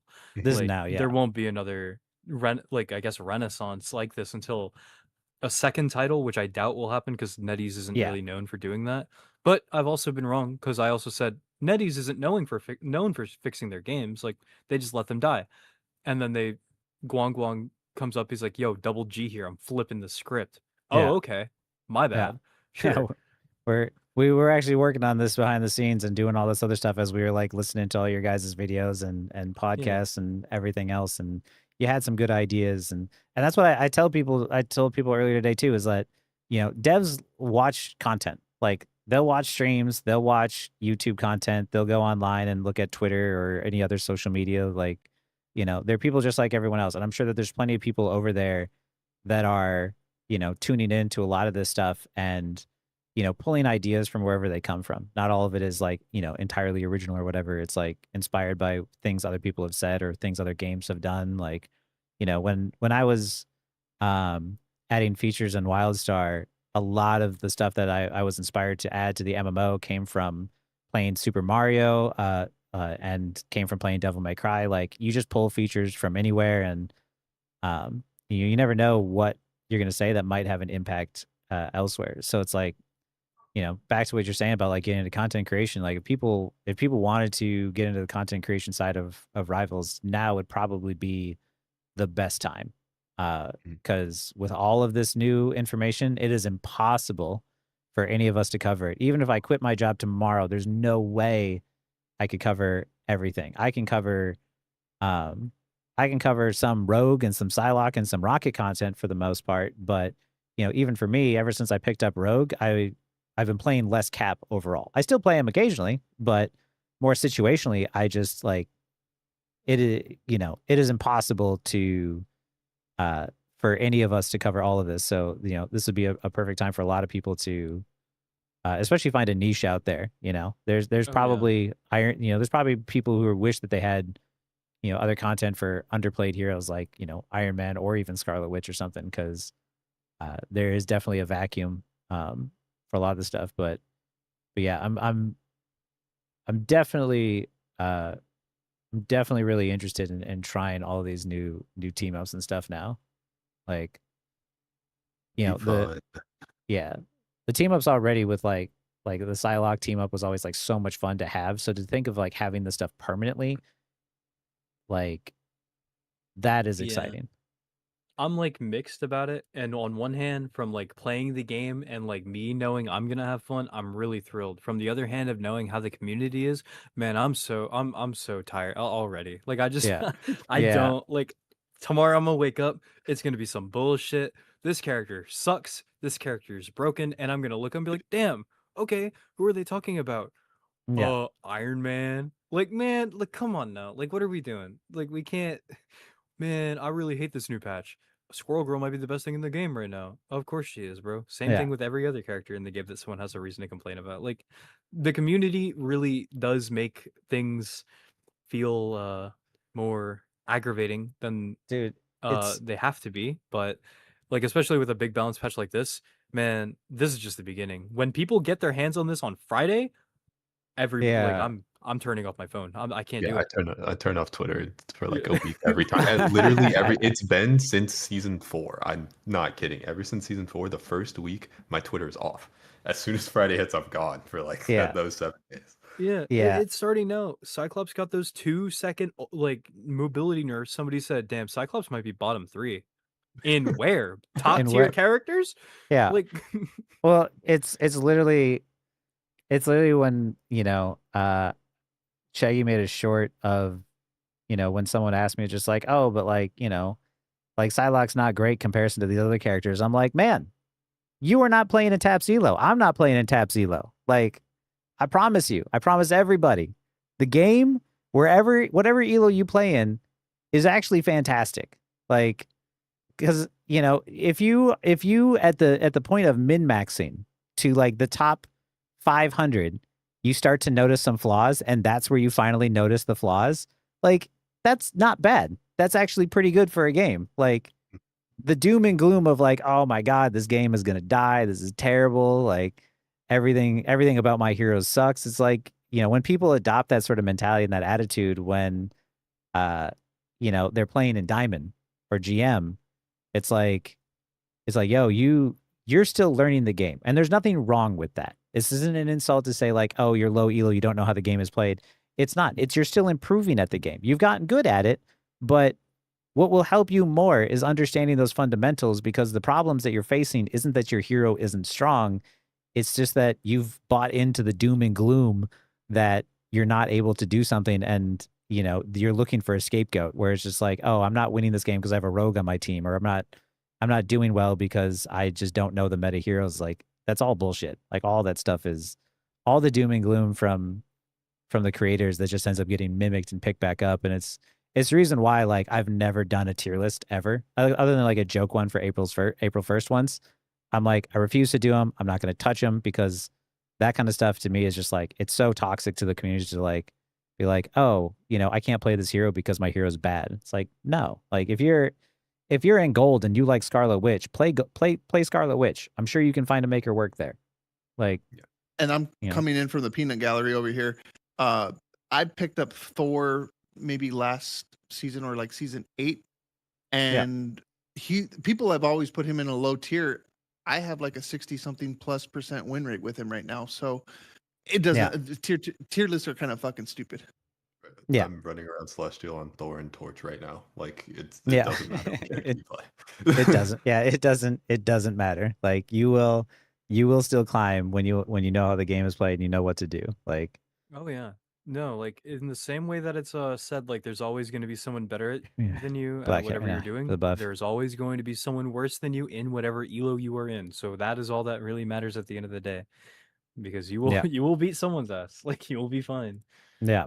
And it's it was funny because my buddy Brandon said something to his stream too, where he's just like, his chat was like, Aaron's kind of a bully. Brandon was like, yeah, Aaron is a bully, but he's not a bully like, oh, I'm going to play the Phoenix and just, just completely demolish your team. He's like, I'm going to pick Rocket and I'm going to 1v1 your Hela. He's like, or I'm going to pick Scarlet Witch and I'm going to solo ult your tank. He's like, he's that kind of bully, which is way worse. Like, because legitimately, the more people tell me something is garbage, the more I'm like, all right, bet I want to prove you wrong now. Like, I want to take these heroes that you look down upon and prove to you how much better they are than your stupid meta heroes, and diff you in ways because to me, that's an advantage of like, you underestimate what my character does because you look down upon them and you think to yourself like, oh, this will be an easy win. And because of that, I can then take advantage of the fact that like, oh, okay, you're not going to bother to even learn or understand what this character does, which means that now you're not prepared for what I'm going to do. Because most people, they look at Rocket as like he just sits back and right clicks. And people who watch me know I'm not going to sit back and right click. I will look for my opportunity to go in for kills 100%. And, I am not afraid to take a duel with a Spider-Man that wants to get up close to me. Like, I will lure him into an alleyway and I will destroy that Spider-Man as Rocket just to prove a point to that person who's used to farming rockets. Like, I'll take him to the back alley and steal his wallet. Yeah, exactly. Peter Parker going to quit being Spider-Man. What's going to happen?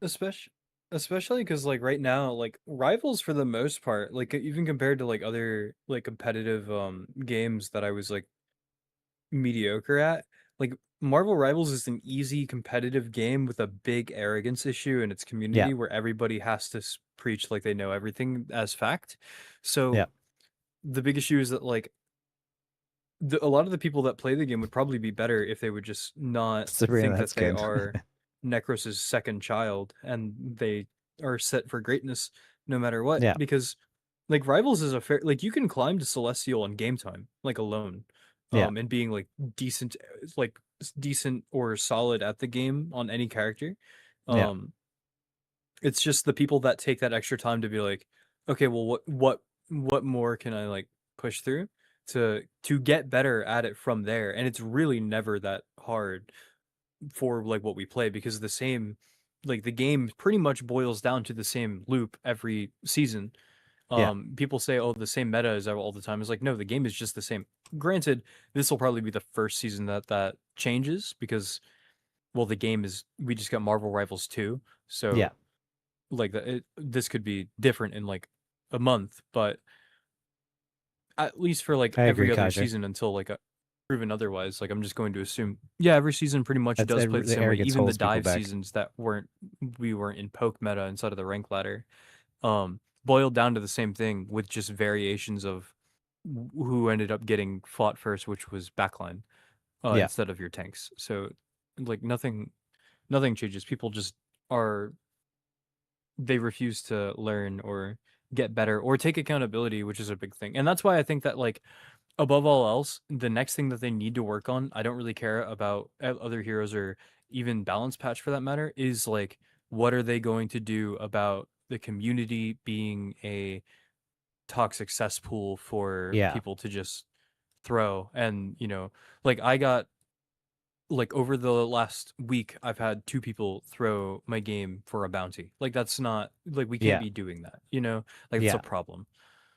That's crazy that that is something that's still happening. And I've said this a bunch of times too, is like, without proper harsher punishments, these people are going to get away with it because they don't fear anything because they know it doesn't harm them at all. They're like, oh, I can intentionally do this because there's no consequence to anything that I do, where it's just like, like I think Ply said as well, like, having IP bans or something else. Cause like, the higher that you climb, the day that I hit Eternity this season it was really lucky that I just had really good teammates that were, for the most part, pretty positive.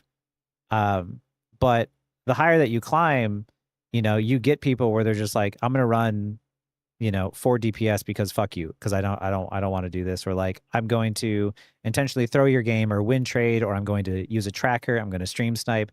Like the higher you climb, the easier it is to do all of these shady practices and to do all these fucked up things. And because of the fact that those high elo players aren't punished for it, and they're not made to be an example, they're not being made an example out of, the more it encourages that sort of behavior. Like the amount of people who Mm. defend trackers or stream snipers because they're just like, oh, like, but that's what these high elo players do.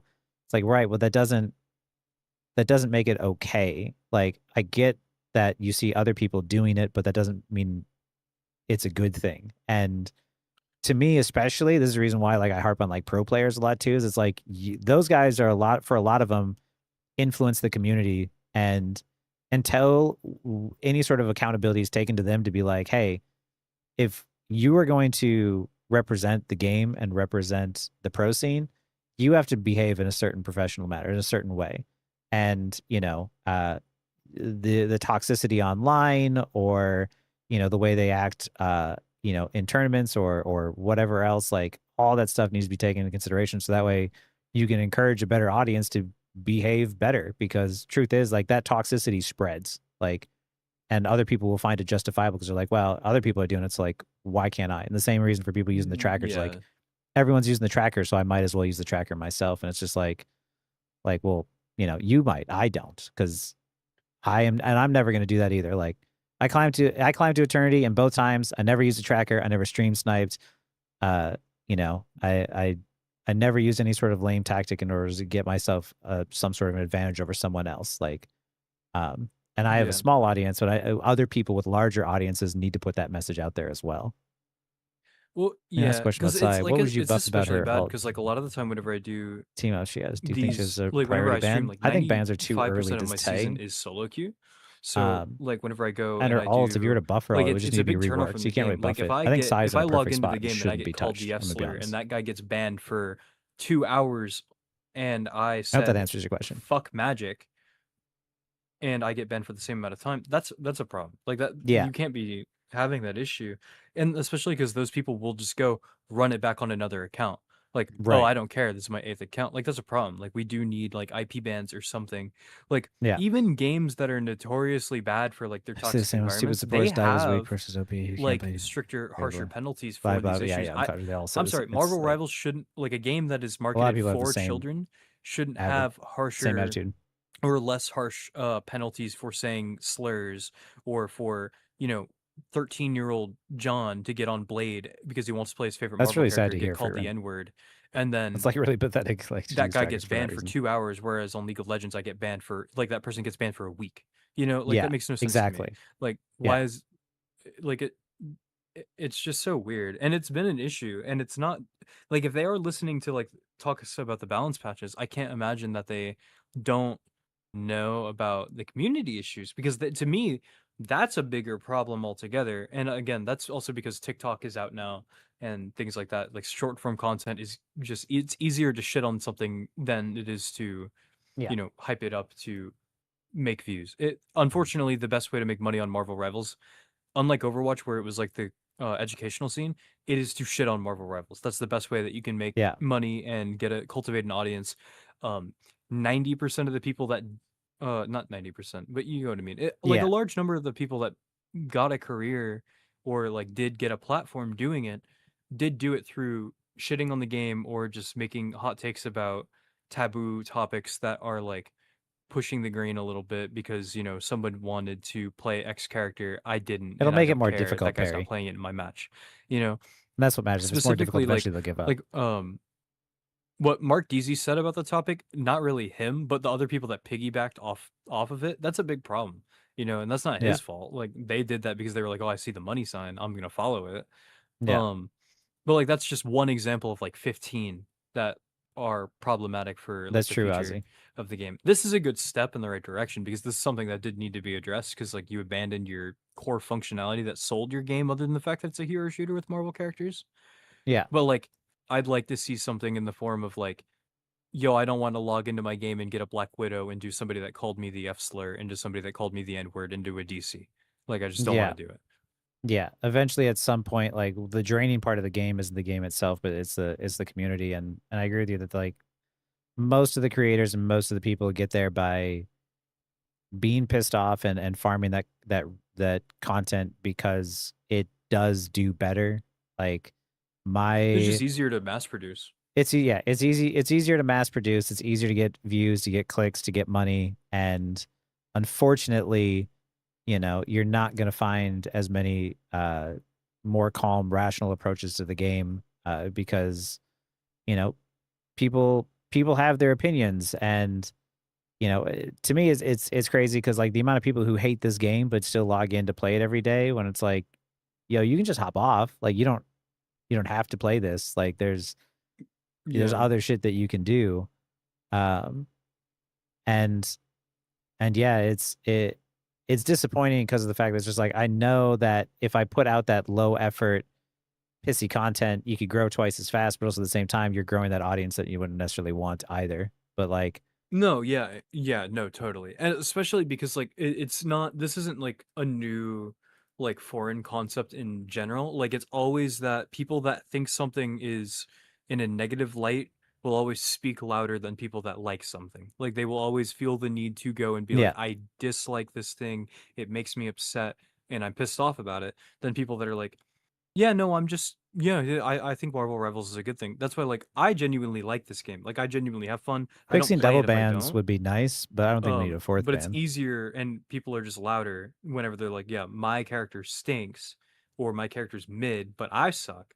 So Yeah, I'm going to be loud and wrong, and it doesn't really matter because at that point somebody that does that, they don't really want to be told, "Hey, this is incorrect." They don't care.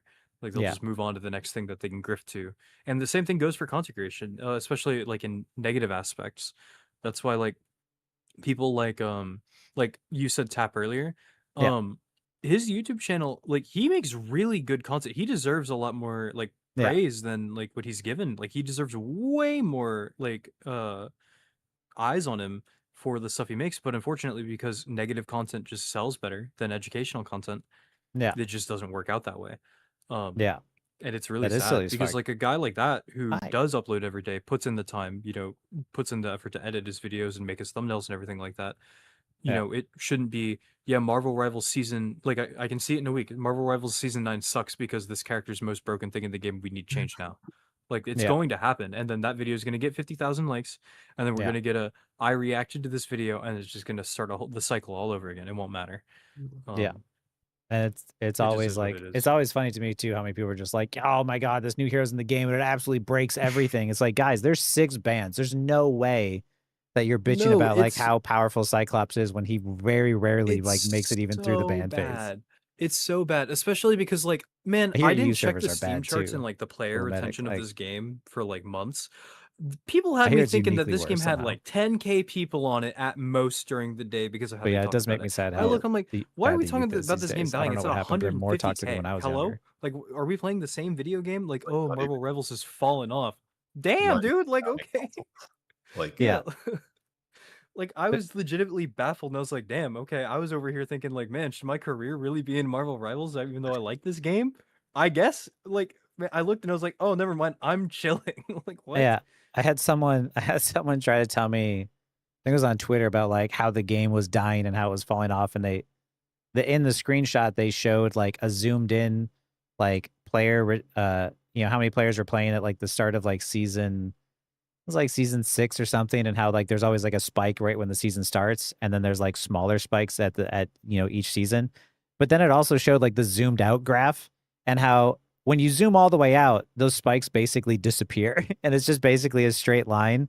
I'm like, bro, what are you talking about? Like, it's the Yeah. same player base. Like, we're all still If playing the game. Everyone bitches, but everyone's still here. Like, we're yeah, not. like Yeah, if we kept retention during Black Cat White Fox season, I've got no worries about the future of this game. Like yeah. that was the by far and away. This season probably would have I been agree, Arnie. There like, needs to be in my regulation on opinion, this the shit. least hype, if not for the team up changes, Tap just because 13, yeah. Jubilee is a liked character, but in terms of like big, heavy hitting, like, heavyweight characters that are like going to sell, this Yeah. is probably one of the lower ones, just because Hood is probably the single, other than Angela, the single most like underground character of the lot that we've gotten.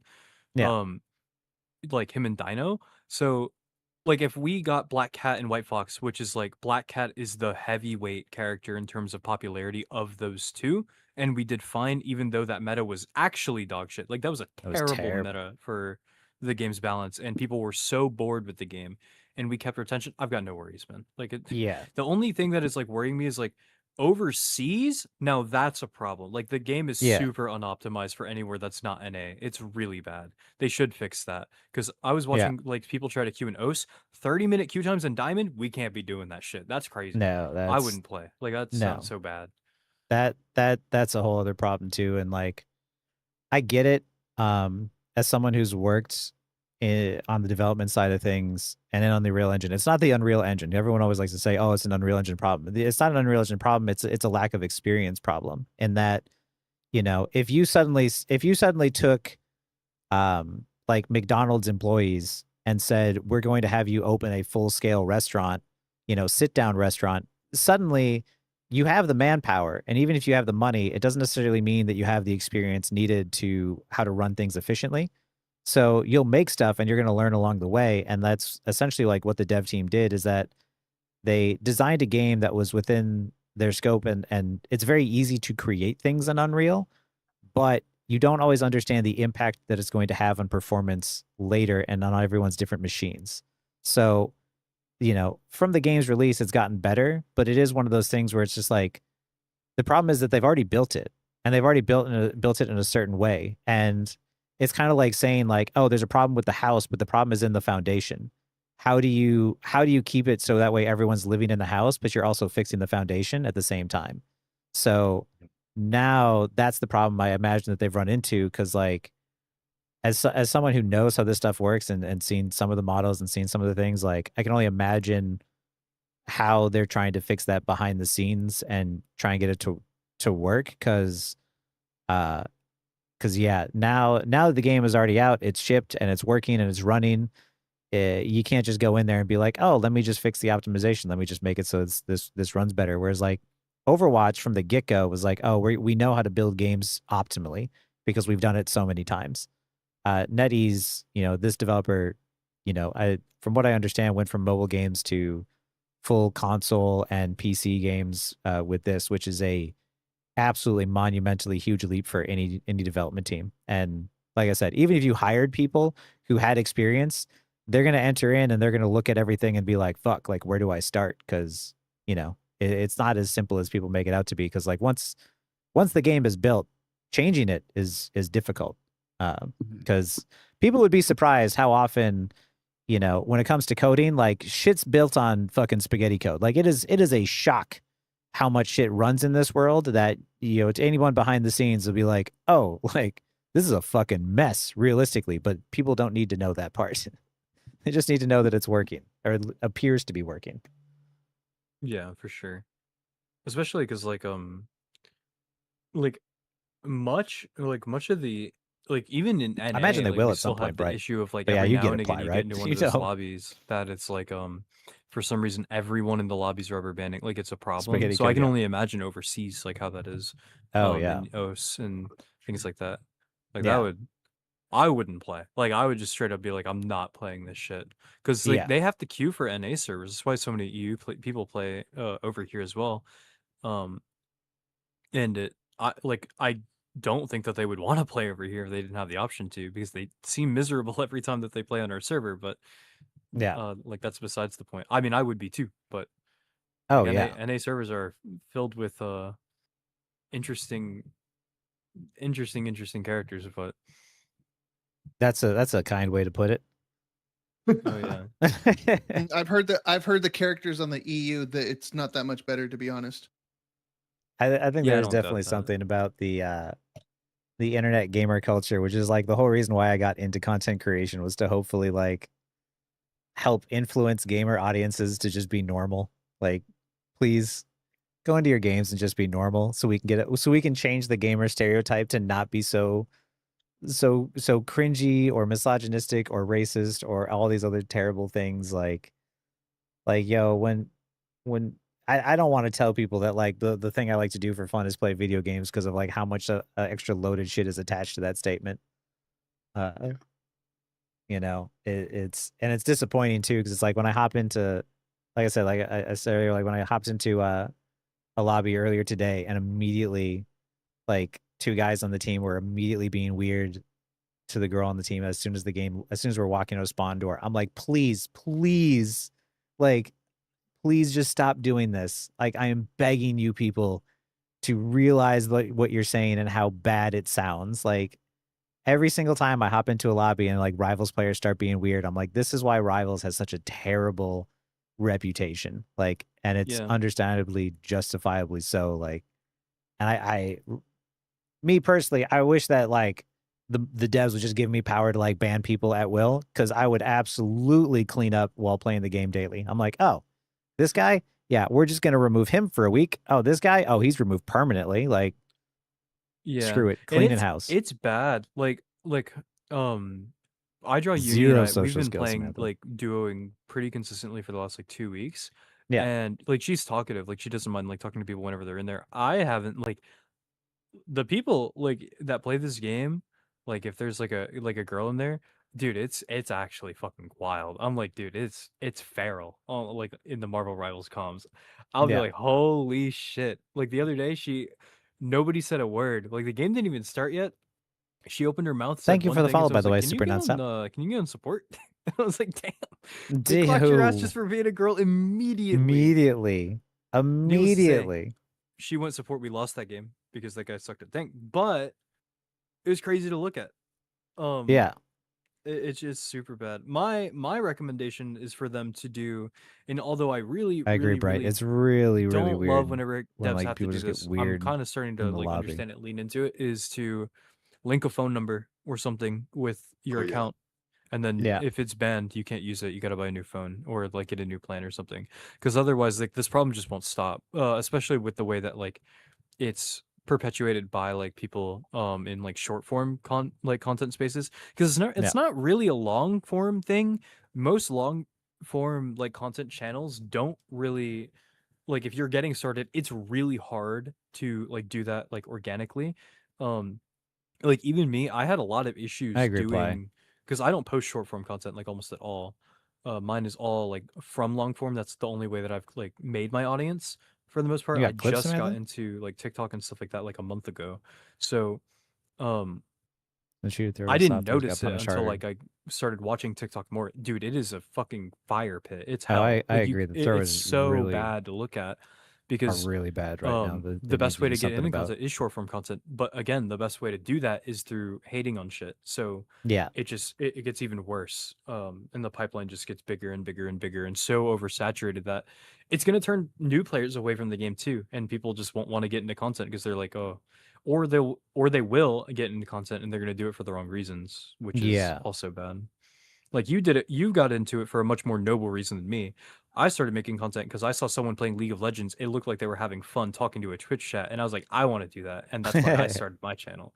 So like, yeah, but I'm I think especially for me, like I come from a slightly different generation where when I was younger, there wasn't quite back in my day, but there wasn't quite the same sort of like, oh, this is what a gamer is, right?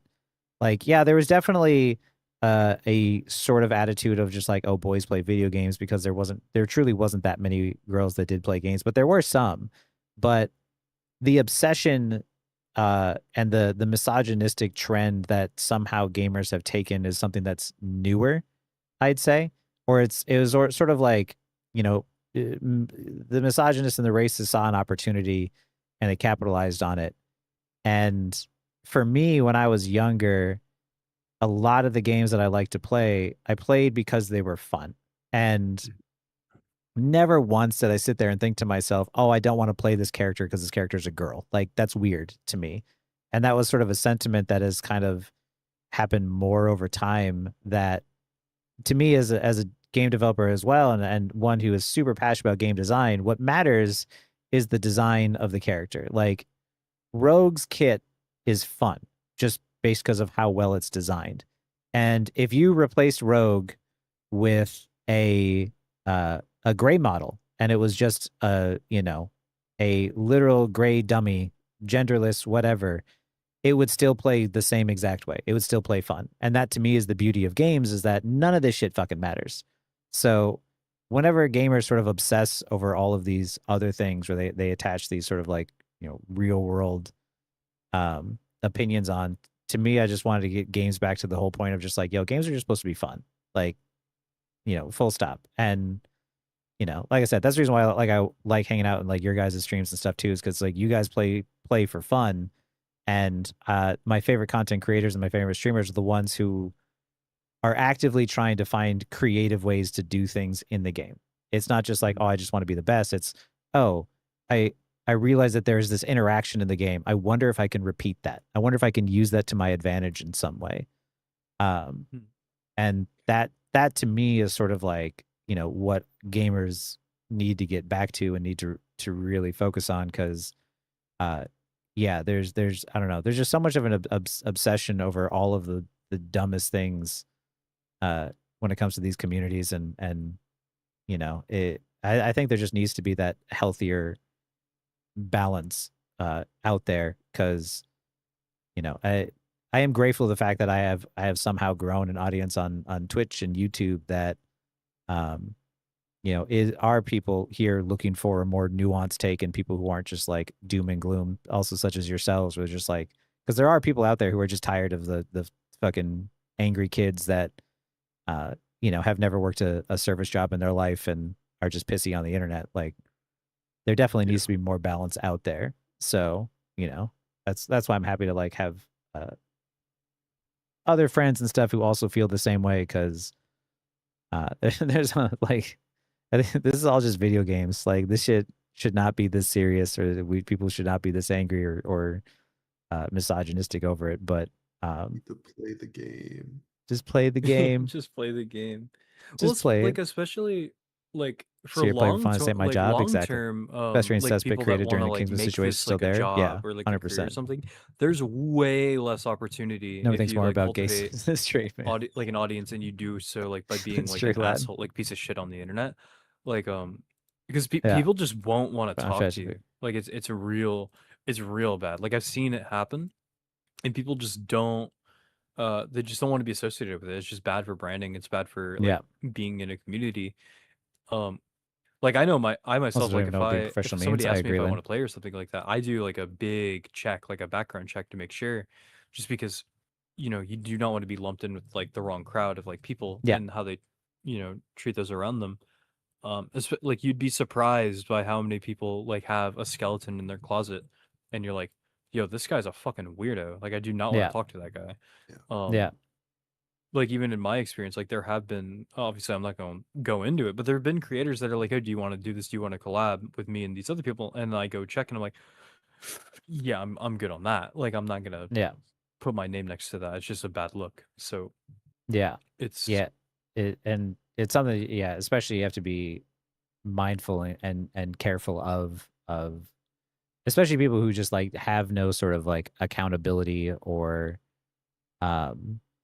you know, or it's one of those things where they push more of out there, push more of that sort of like stuff out there, because it's the reason why too, like I'm very open about my you know, whether it my political leanings or my defense of you know, women or people of color and stuff like in video games, because it's like, you know, seeing enough of it, it's like I'm going to call it out and speak out on it, because of the fact that like I'm tired of seeing it, and it's something that I think that like all people need to do. And to me, it's disappointing when I see other creators who are just like, oh, I'm just not going to say anything because I don't want to risk like losing, you know, any possible audience members or viewers. And that to me is disappointing, because it's like, yo, like, because they'll mimic what people will mimic what we do, you know. And you know, I realized that once I started to have an impact and started to have an influence is when I started to see people say shit in game that I said,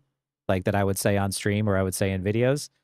And now it's like, oh shit, like I got to be ultra careful because you know, the amount of creators and other people too, where like tank tax is now like a regular term. I'm like, yeah, that's always why I'm always trying to tell people too, and other creators, like, you need to be careful about what you do and what you say, because, you know, big or small, we all influence people, you know, by doing what we do. And we can do that. We can use that power for the better by speaking out on things, and also propping up other people who do the same thing, of just like, oh, okay, like I know that these people are good people.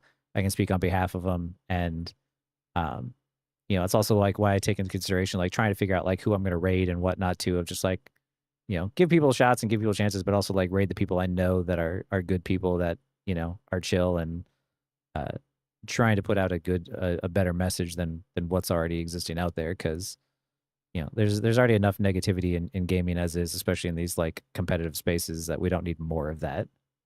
Yeah. Agreed. Oh man. I've kept you guys up hella late. I don't know where you are. I don't think you're West Coast though. I've been chilling. I am West Coast actually. But I wish I Oh, was West Coast right about now. It's aren't you 5 East a.m. Coast?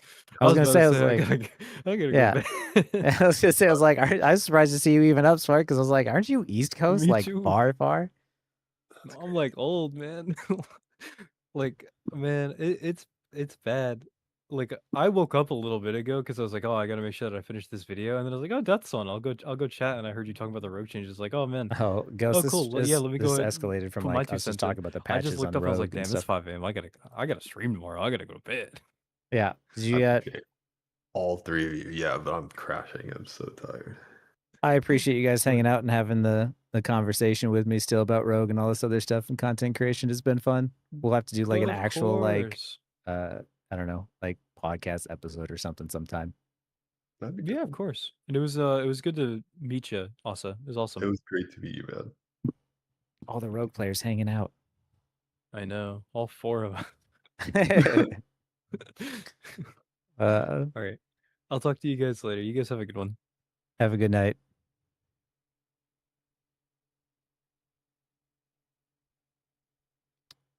Rogue team up on the field is permanent. Yes, it just gets more amplified with Gambit on your team. Oh, permanent? that's No, a I think long- it's still a cooldown. That's a long whatchamacallit video Record? that I have to transfer over. Yeah. Gonna I'm suck like, to oh, be okay, you. it's gonna be an hour and a half. Nope, 3 hours. I mean, you can leave out the podcast part or just edit that separately into something else, but you know. That's what I was thinking. I was like, that'll It's be another permanent video. if Gambit's there? No. That's crazy. That's insane. No. You were right, Lost. You were right. I mean, with Aaron, it's always going to be extended. Hey, man. If you guys wanted short clips, you're going to have to go to other creators. If you wanted short, quick digestible, useless fast food clips, you're going to have to go to someone else. If you want long, drawn out, dry information that is educational and helpful, you're in the right spot. Fucking, I do my best to put a little bit of spice on it. He just does boiled chicken. I try to put at least a little bit of seasoning in it. He does. Montiel, I know a lot of people who were friends with him. He was apparently a really good guy. Got kicked from eternity, bro, for wanting to win, get better. Wait, what? You're just toxic. I don't even know what happened. Was it the Icy Princess creator attorney?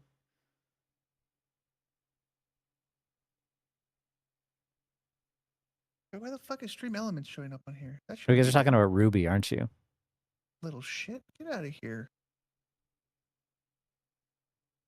Fortunately, the seasoning is salt.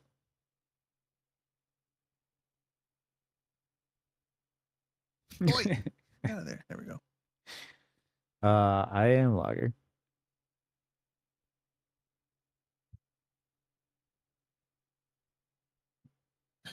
Did you say you're gonna be done? You're like, oh, I'm just gonna, get the patch notes and then be done because I Dude, got other was shit just to gonna- record. I got other shit to Or I'm just record. I got other gonna- shit to do. I was gonna go back to work. Like, brother, I'm glad you did. Yeah, there's a reason why I don't touch anything Tiger Lily. I was like, people are like, oh, you want to do this community thing? Not really. If you invite me to something that's already been established and planned out, like Coach Mills did once, he's like, oh, do you want to step into the tournament? I was like, hell yeah, I do. But from the get-go, the moment I saw people like, do you want to sign up for this? I'm like, nope. I'm good. 7-3 nights solo queuing. Nice. Congratulations, Samantha. G&G trying to ruin my sleep schedule. Let us know I only sleep 45 minutes to room before I get the chance to win. Yeah. You need my opinion? Videos on their Twitter of the team ups for everybody if you want to see in your off time. That's good to know, actually. Does everyone not voice frustrations on stream when losing? Isn't that normal? I mean, to a certain extent, it's normal. I guess it all depends. Like,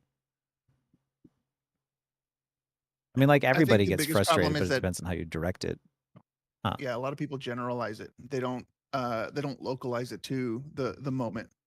They start flaming other things as a whole, as a collective, rather than it just being Yeah. like in that one instance, because each person is their own. Yeah. I think it's like it definitely all depends. Cause like I totally get voicing frustrations and being frustrated. Especially with like a lot of the players and rivals, but it also depends like if it's people that are, you know, like people on your team and stuff like that or whatnot, where it's like, or people, you know, people that know you or whatever, even if you're saying it not directly to them, but they can go to your stream afterwards and see, like maybe they'd be like, oh, I don't really like what they said about me. Had an agreement as a team. Depends on like what the agreement was, I guess. Every tournament that's happened this game is somebody kicking the playground chips on someone else's shoes and somebody ever acts like a nuke went off. Yeah. I can't speak on behalf of it, technically, because I don't know exactly like what happened, but it's why I tend to just kind of like do my own thing.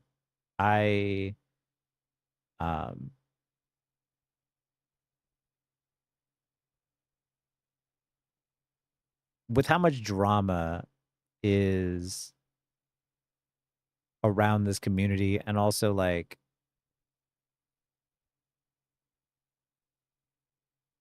like I think people don't really know how to communicate, because as much as I am one to say like, you know, hey, we should call people out, I also believe that people have the opportunity to change, and I think that second part is one that is the hardest to sell for people, because like, you know, there's a lot of people who just want to be able to say whatever they want and get away with whatever they want. Then there's like the added layer of like calling people out, but then there's another added layer after that, which is like forgiving people, and that is one to me where it's just like, I don't think that anyone deserves to be like crucified for making a mistake. It's more of like, if it's a pattern and you're not taking accountability and fixing the pattern, like sure, but I don't think anyone deserves to be like immediately crucified for like one mistake. But it also all depends on like organization and all this other stuff along with it. But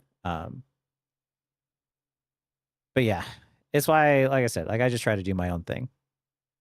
I'd rather just try to do my own thing and hang out and chat with everyone here and like play games and have fun than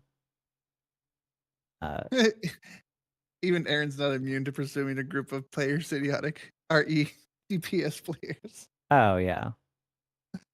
I mean, like, dude, literally all day today, it was literally just like 3 DPS insta-locks that refused to go second support.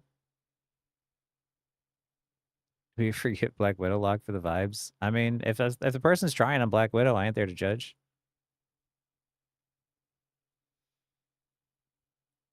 No one should be crucified unless they're being a predator. Okay, there are some exceptions. It's your job, like you want to win. True, but at the end of the day, like even if you don't win, is the worst thing in the world. You know what I mean? Do you lose money if you don't win?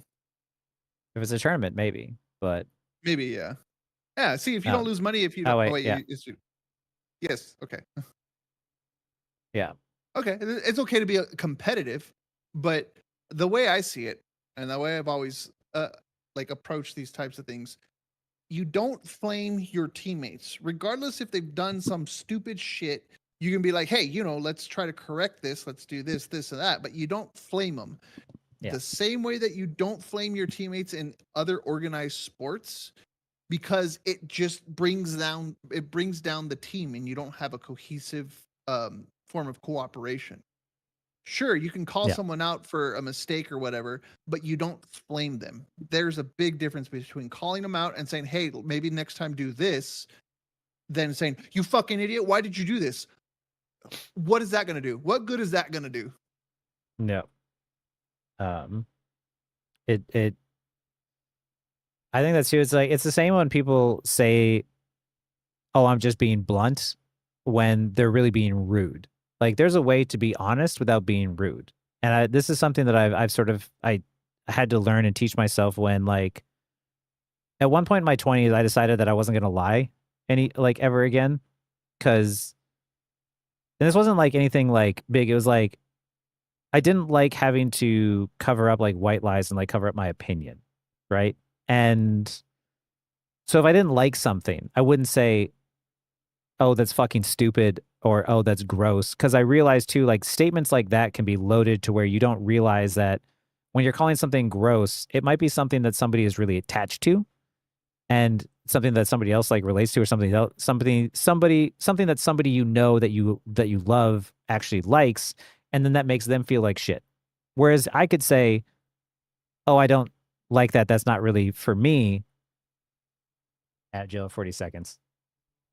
30. It's 30 almost over. seconds. I'll hold that. Person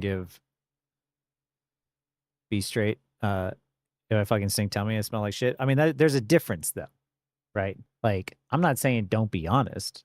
I'm saying that there's a difference, right? Like, there's a way to say it without being disrespectful, without being rude.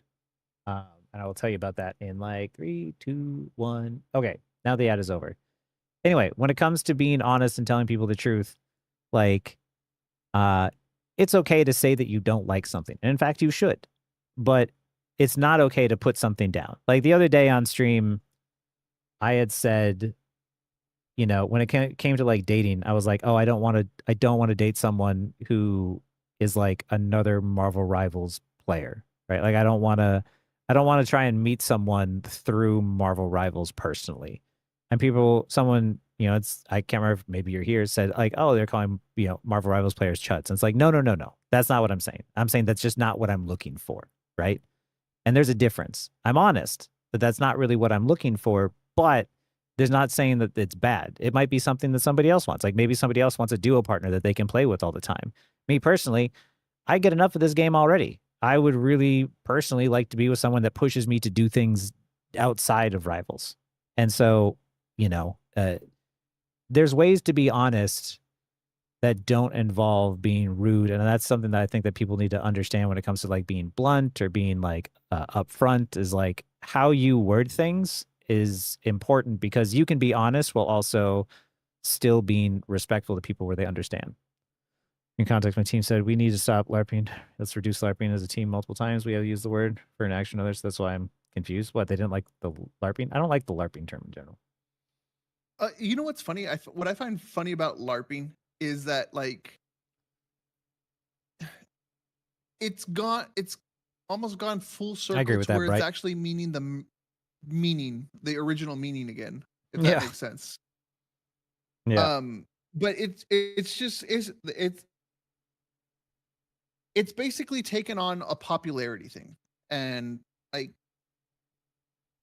people give LARPing a bad name because like a lot of times when you actually see the real meaning of LARPing, where people go out and pretend that they're, whatever it is on Lord of the Rings or whatever medieval times, playing like these massive battles or whatever.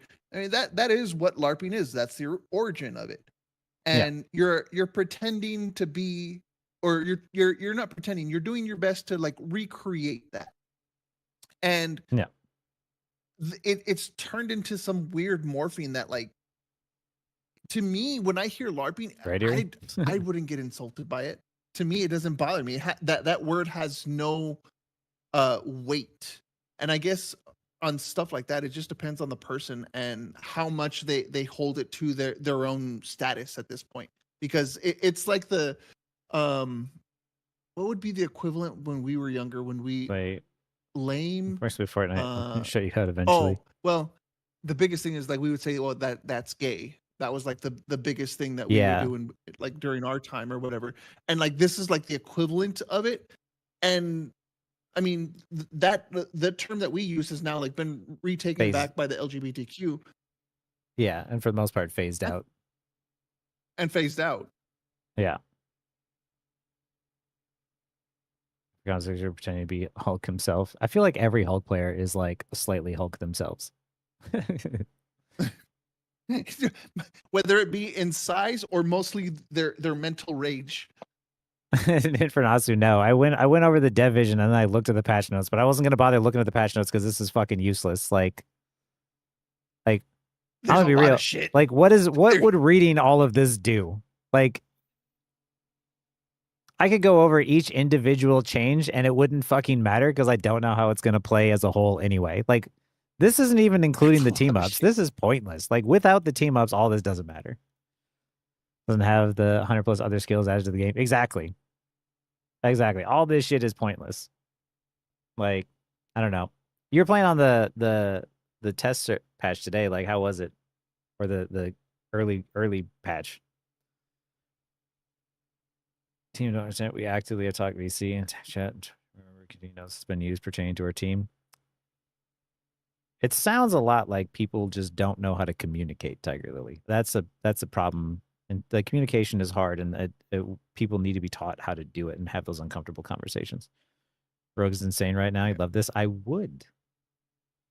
Rogue Gambit The team up age is of ghosting. permanent. I think that's what Dude. it is. I'm about to go ham on that 'Cause, hero. like, Oh yeah, the age of ghosting. Yeah, that's true. yeah, because like it's so much easier to be like, oh well, this is an uncomfortable situation. I'm just not going to respond to anything anymore. You can go Whereas inside like in Rogue. we I grew hope up so. where it's To see just the like, rocket yeah, changes? A little bit. you're gonna have to address it. Like you're in the middle of it right now. Yeah. To be fair, they needed to nerf Rocket because I was too powerful. I'm just gonna put that out there right Give him now. his mobility back. Give me my goddamn legs back. I Is Psylocke want strong my after this patch? I'll make her legs. strong. I'm sorry, Phoenix. Don't want to LARP with money on the line. I mean, gotta do it either way.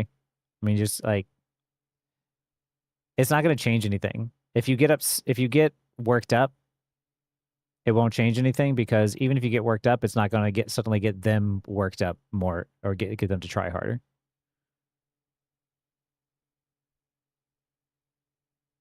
Wait all my life for Rogue to be good, but she's already good. You're waiting for them to be broken. Yeah. There's- You'll bully on bad characters, but I'm tempted to try Widow for season 9. I can't hit my shots. So I got a damage buff. It's because she was really so I got a damage buff because if like user bonus health granted Psylocke upon hitting enemy or having surgeons from 10 to 15 when cloak and dagger select the team up. Silent crossbow. Single hit base damage from 13 to 14. This one still seems like a better one. Fucking Kotcher's calling you out. What the fuck? Yo, that's fucked up. You're not wrong, but like shit, man. New Black Widow's fun as heck. Really, Infernasu? Dude, Zaza's so sad. Why are they so afraid to nerf Phoenix? She didn't need a buff. There's a difference between a hero being powerful and a hero being annoying. Phoenix was annoying. She wasn't necessarily as powerful as people think. I've been banning her just because I play Rocket, but otherwise, like, I don't think she's that bad. I ban her whenever I want to play Thor or something like that. I just get tired of the stun. Yeah, no, that's understandable. Certain tanks, yeah. That shit's so annoying. Kind of play Widow for the skin alone, dude. They have she has like one of the best like swimsuit skins, man. The hourglass in the front, and the spider web in the back, like, dude. Sometimes when you tell people it matters, that changes things. There's a lesson I learned. I think you're right. Yeah, no.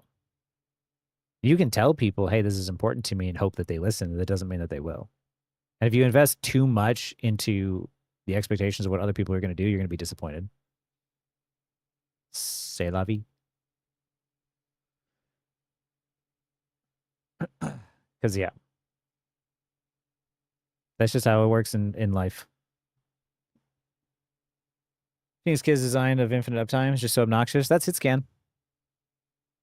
It's consistent damage over time versus a burst window. And when you understand that, you're like, okay. But she's also can be dive still. They knew giving her some skin was going to increase the Widow player base by at least 200. Probably did a decent job. They were scared to rework heroes for the exact reasons Zaza reacted that way. That was their worst fear, but can't please everyone. Just got to please the majority. Yeah, they got to do the best they can. And it's unfortunate. I feel bad for like the Widow players out there because they lost her. She lost her entire kit. You can get a dive kick from the Avengers game. Is that where it came from? Oh my goodness.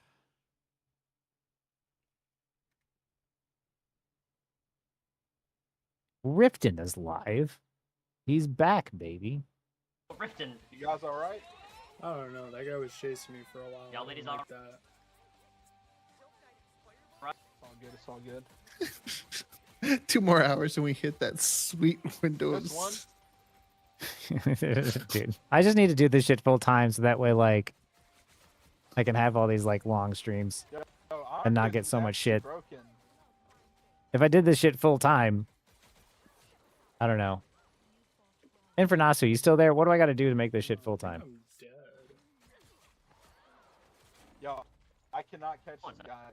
Optimize the max game, so it seems like does give her a lot of carry potential. I'm gonna try it.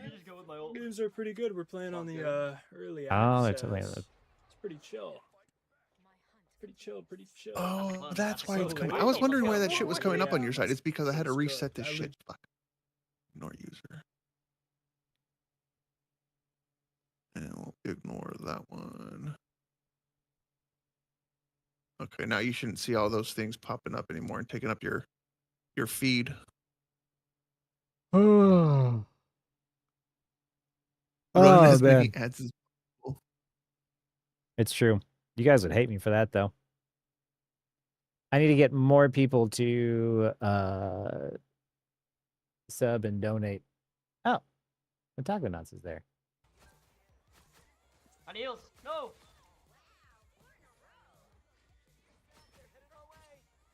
Come on, Angela. Kill the point. Angela can still die. She's one. All right. Nice. I have shit to do. I should hop off of here. You guys have any final questions for me before I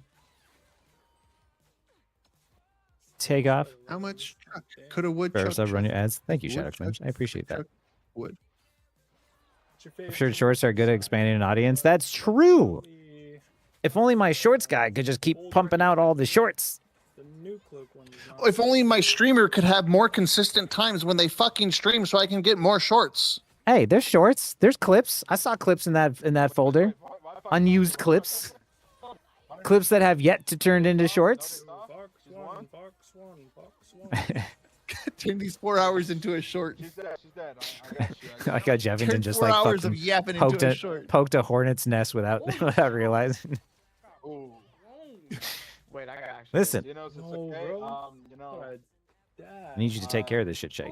I I also need you to be the IT guy and fix my OBS and manage my Discord. Kind of busted, not gonna lie. And manage the Discord and do the thumbnails, do the Yeah. shorts, and do some editing. Yeah. Speaking of which, I think we need to have like a system in the Discord in which like the mods or people who can like request features from you can put it in like a list of like things to get done. So that way it's like easier to track of like what they request. Yes, because I can only keep track of so many things just on there. If I have a list, I can go down the list a lot faster. Hi, Cyber. But when it's like, oh wait, when was this said? How was this said? What was this? What? Blah blah blah. Fuck, my fucking ADHD goes all over the place. Exactly. And I know that's what the problem is. So I was like, okay, that's the other thing that we need to think about is like creating a system in which people, they can like give you tickets or something to resolve and make it easy on you. Your question is where the Shaggy Yeah. tip jar? It's the tip jar itself. All of the money that you send It's me, the I pay tip to jar him. itself. Yeah. If you pay me money, if you donate me money, I pay Shaggy to do this shit. I don't make any money off of my channel yet because of the fact that I keep paying him to do it all. Like, why do you say that? so if you guys donate and you sub to me, Yes, you are paying for me to pay Shaggy, so that way we keep this shit moving. Because this shit doesn't run without him. If I fucking my OBS crashed and we lost all of the settings, and he woke up this morning and remoted into the PC and fixed it all. So thank you, Nox Eternus. Thank you so much for the follow too, Duggamite. Thank you, Nox Eternus, for the 5 gifted. We are getting Shaggy more pizza. I have to make a bunch of recordings and at least have like stock footage of fuck, I got so much stuff I got to do because not tomorrow. No, 2 days. I got 2 days. Timeline. We're on a timeline. Like the new, where I got to get as much recorded as I can before the end of the season here. But yeah, we do a lot. We run a tight ship around here, but it's because of the fact that we have certain expectations of us being more professional and running things responsibly. And I feel better because of at least at the fact that like when you look at like my background and stuff, it looks nicer. the amount of streamers I go to their streams and I'm like, are you living in a shoebox? Like, what's going on? Like, I know you have a bunch of viewers. Like, surely you can afford, a light, a backdrop, Even a green screen, a nice key light. Just a nice key light.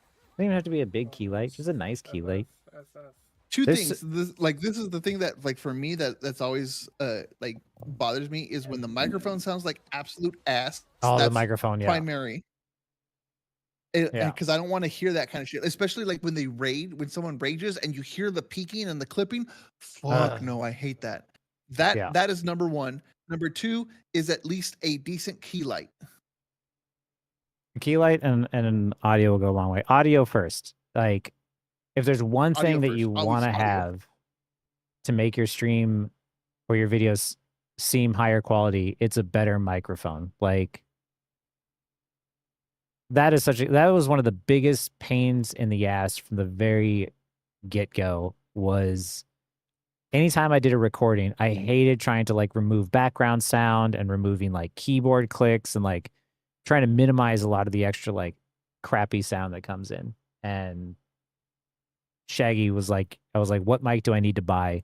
He's like, this one. I'm like, all right, cool. We got money from the stream. We got money from like donations and ad revenue. As soon as we could, bought the mic. As soon as we got the mic, then we started to buy the lights. And then once we got the lights, we started to do all sorts of other stuff. But yeah. You like keyboard clicks? You like it when my keyboard clicks?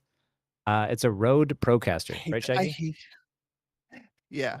That's one. Like I can't really watch Brandon's stream just because I hear click click click click click click click click click click click click click click click. Brandon's, because there's two types of microphones. Shaggy said there's one that you describe it. There's one that's like more of like for podcasts, and there's like this one which could cut out the sound. There's a condenser. There's a dynamic and a condenser. A dynamic is more naturally rejects background noise. A condenser is meant for more towards like singing and stuff like that, but it picks up a lot more ambient noise. And of course, it depends on the pattern, the pattern of the microphone, because you could still have a condenser microphone that rejects background noise. But I saw that lost audio issues. Rejects it a little bit more, and it muffles it down a lot more. I think what Brandon either has a shotgun mic or a condenser mic, and the thing that why it picks up the keyboard clicks is because he doesn't even have the microphone in frame, which means that he has to increase the gain to make his voice sound clear. But because of that, it will then pick up more ambient noise. Yeah, that makes sense. And yeah, I have like my keyboard is, I'd say like 8-9 inches away from my microphone and doesn't even hear it. Well, I do put it back pretty far now, but you don't hear the keyboard clicks or anything. I don't hear the keyboard clicks. Like one of the most annoying things in the world. You guys don't hear the AC that's running here. You know what? I'm gonna turn off the sound filter. Oh, you want me to see what I'll turn it off. You guys will hear exactly what it sounds like. Where's the FX? My mic on my test, but a bunch of noise reduction setup stuff to make it not sound horrible. There's so much work to just like make audio not sound horrible. Like it's so much. Audio is such a fucking work. Like to try and make. I want to hear what it sounds like actually. Oh yeah, it looks like it's being picked up Oh yeah. pretty significantly too. Yeah. Okay. Let me turn that back off.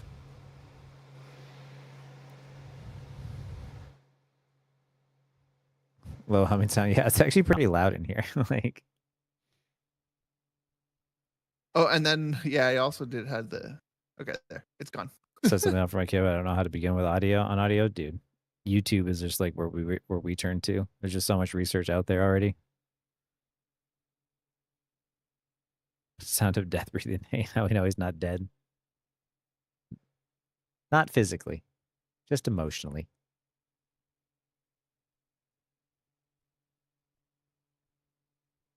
But yeah, all right. Streaming is tough. Working is tough. I don't know how to do this all. I don't balance it well. I'm gonna send you over to Riften.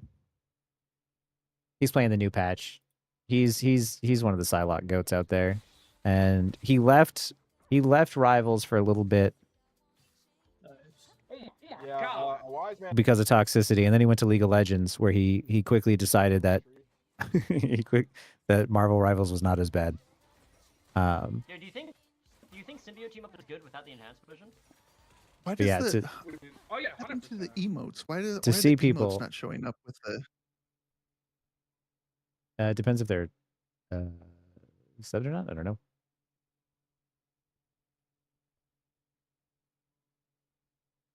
There it Hoi, is. hoi, hoi, hoi, I don't know hoi. why I didn't. Hoi hoi hoi hoi hoi. That's the raid message. That should be the new raid message. Hoi hoi hoi hoi hoi. Thank you for watching, everybody. Thank you for the gift subs, Nox. Thank you again for the follows, everybody, and the subscriptions and everything else. I appreciate you guys. Seriously, I'm eternally grateful once again, always, to all of you, because of the fact that this is like just being able to play video games, talk about games is some of the most fun in the world to me. Pretty sure Shaggy saves a lot of your saying, gets why he keeps suggesting to make money out of it, and generally surprised why he hasn't. I know, right? It's almost like he should find a way to monetize this for other streamers or on a channel of some kind. Exactly. Bye, everybody.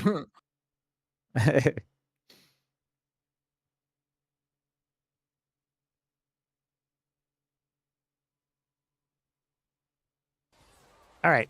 Anyone? Good night, YouTube. Take it easy. I Oh my am going to shower and goodness. go to bed. Death End Gaming with a rate of 69 billion.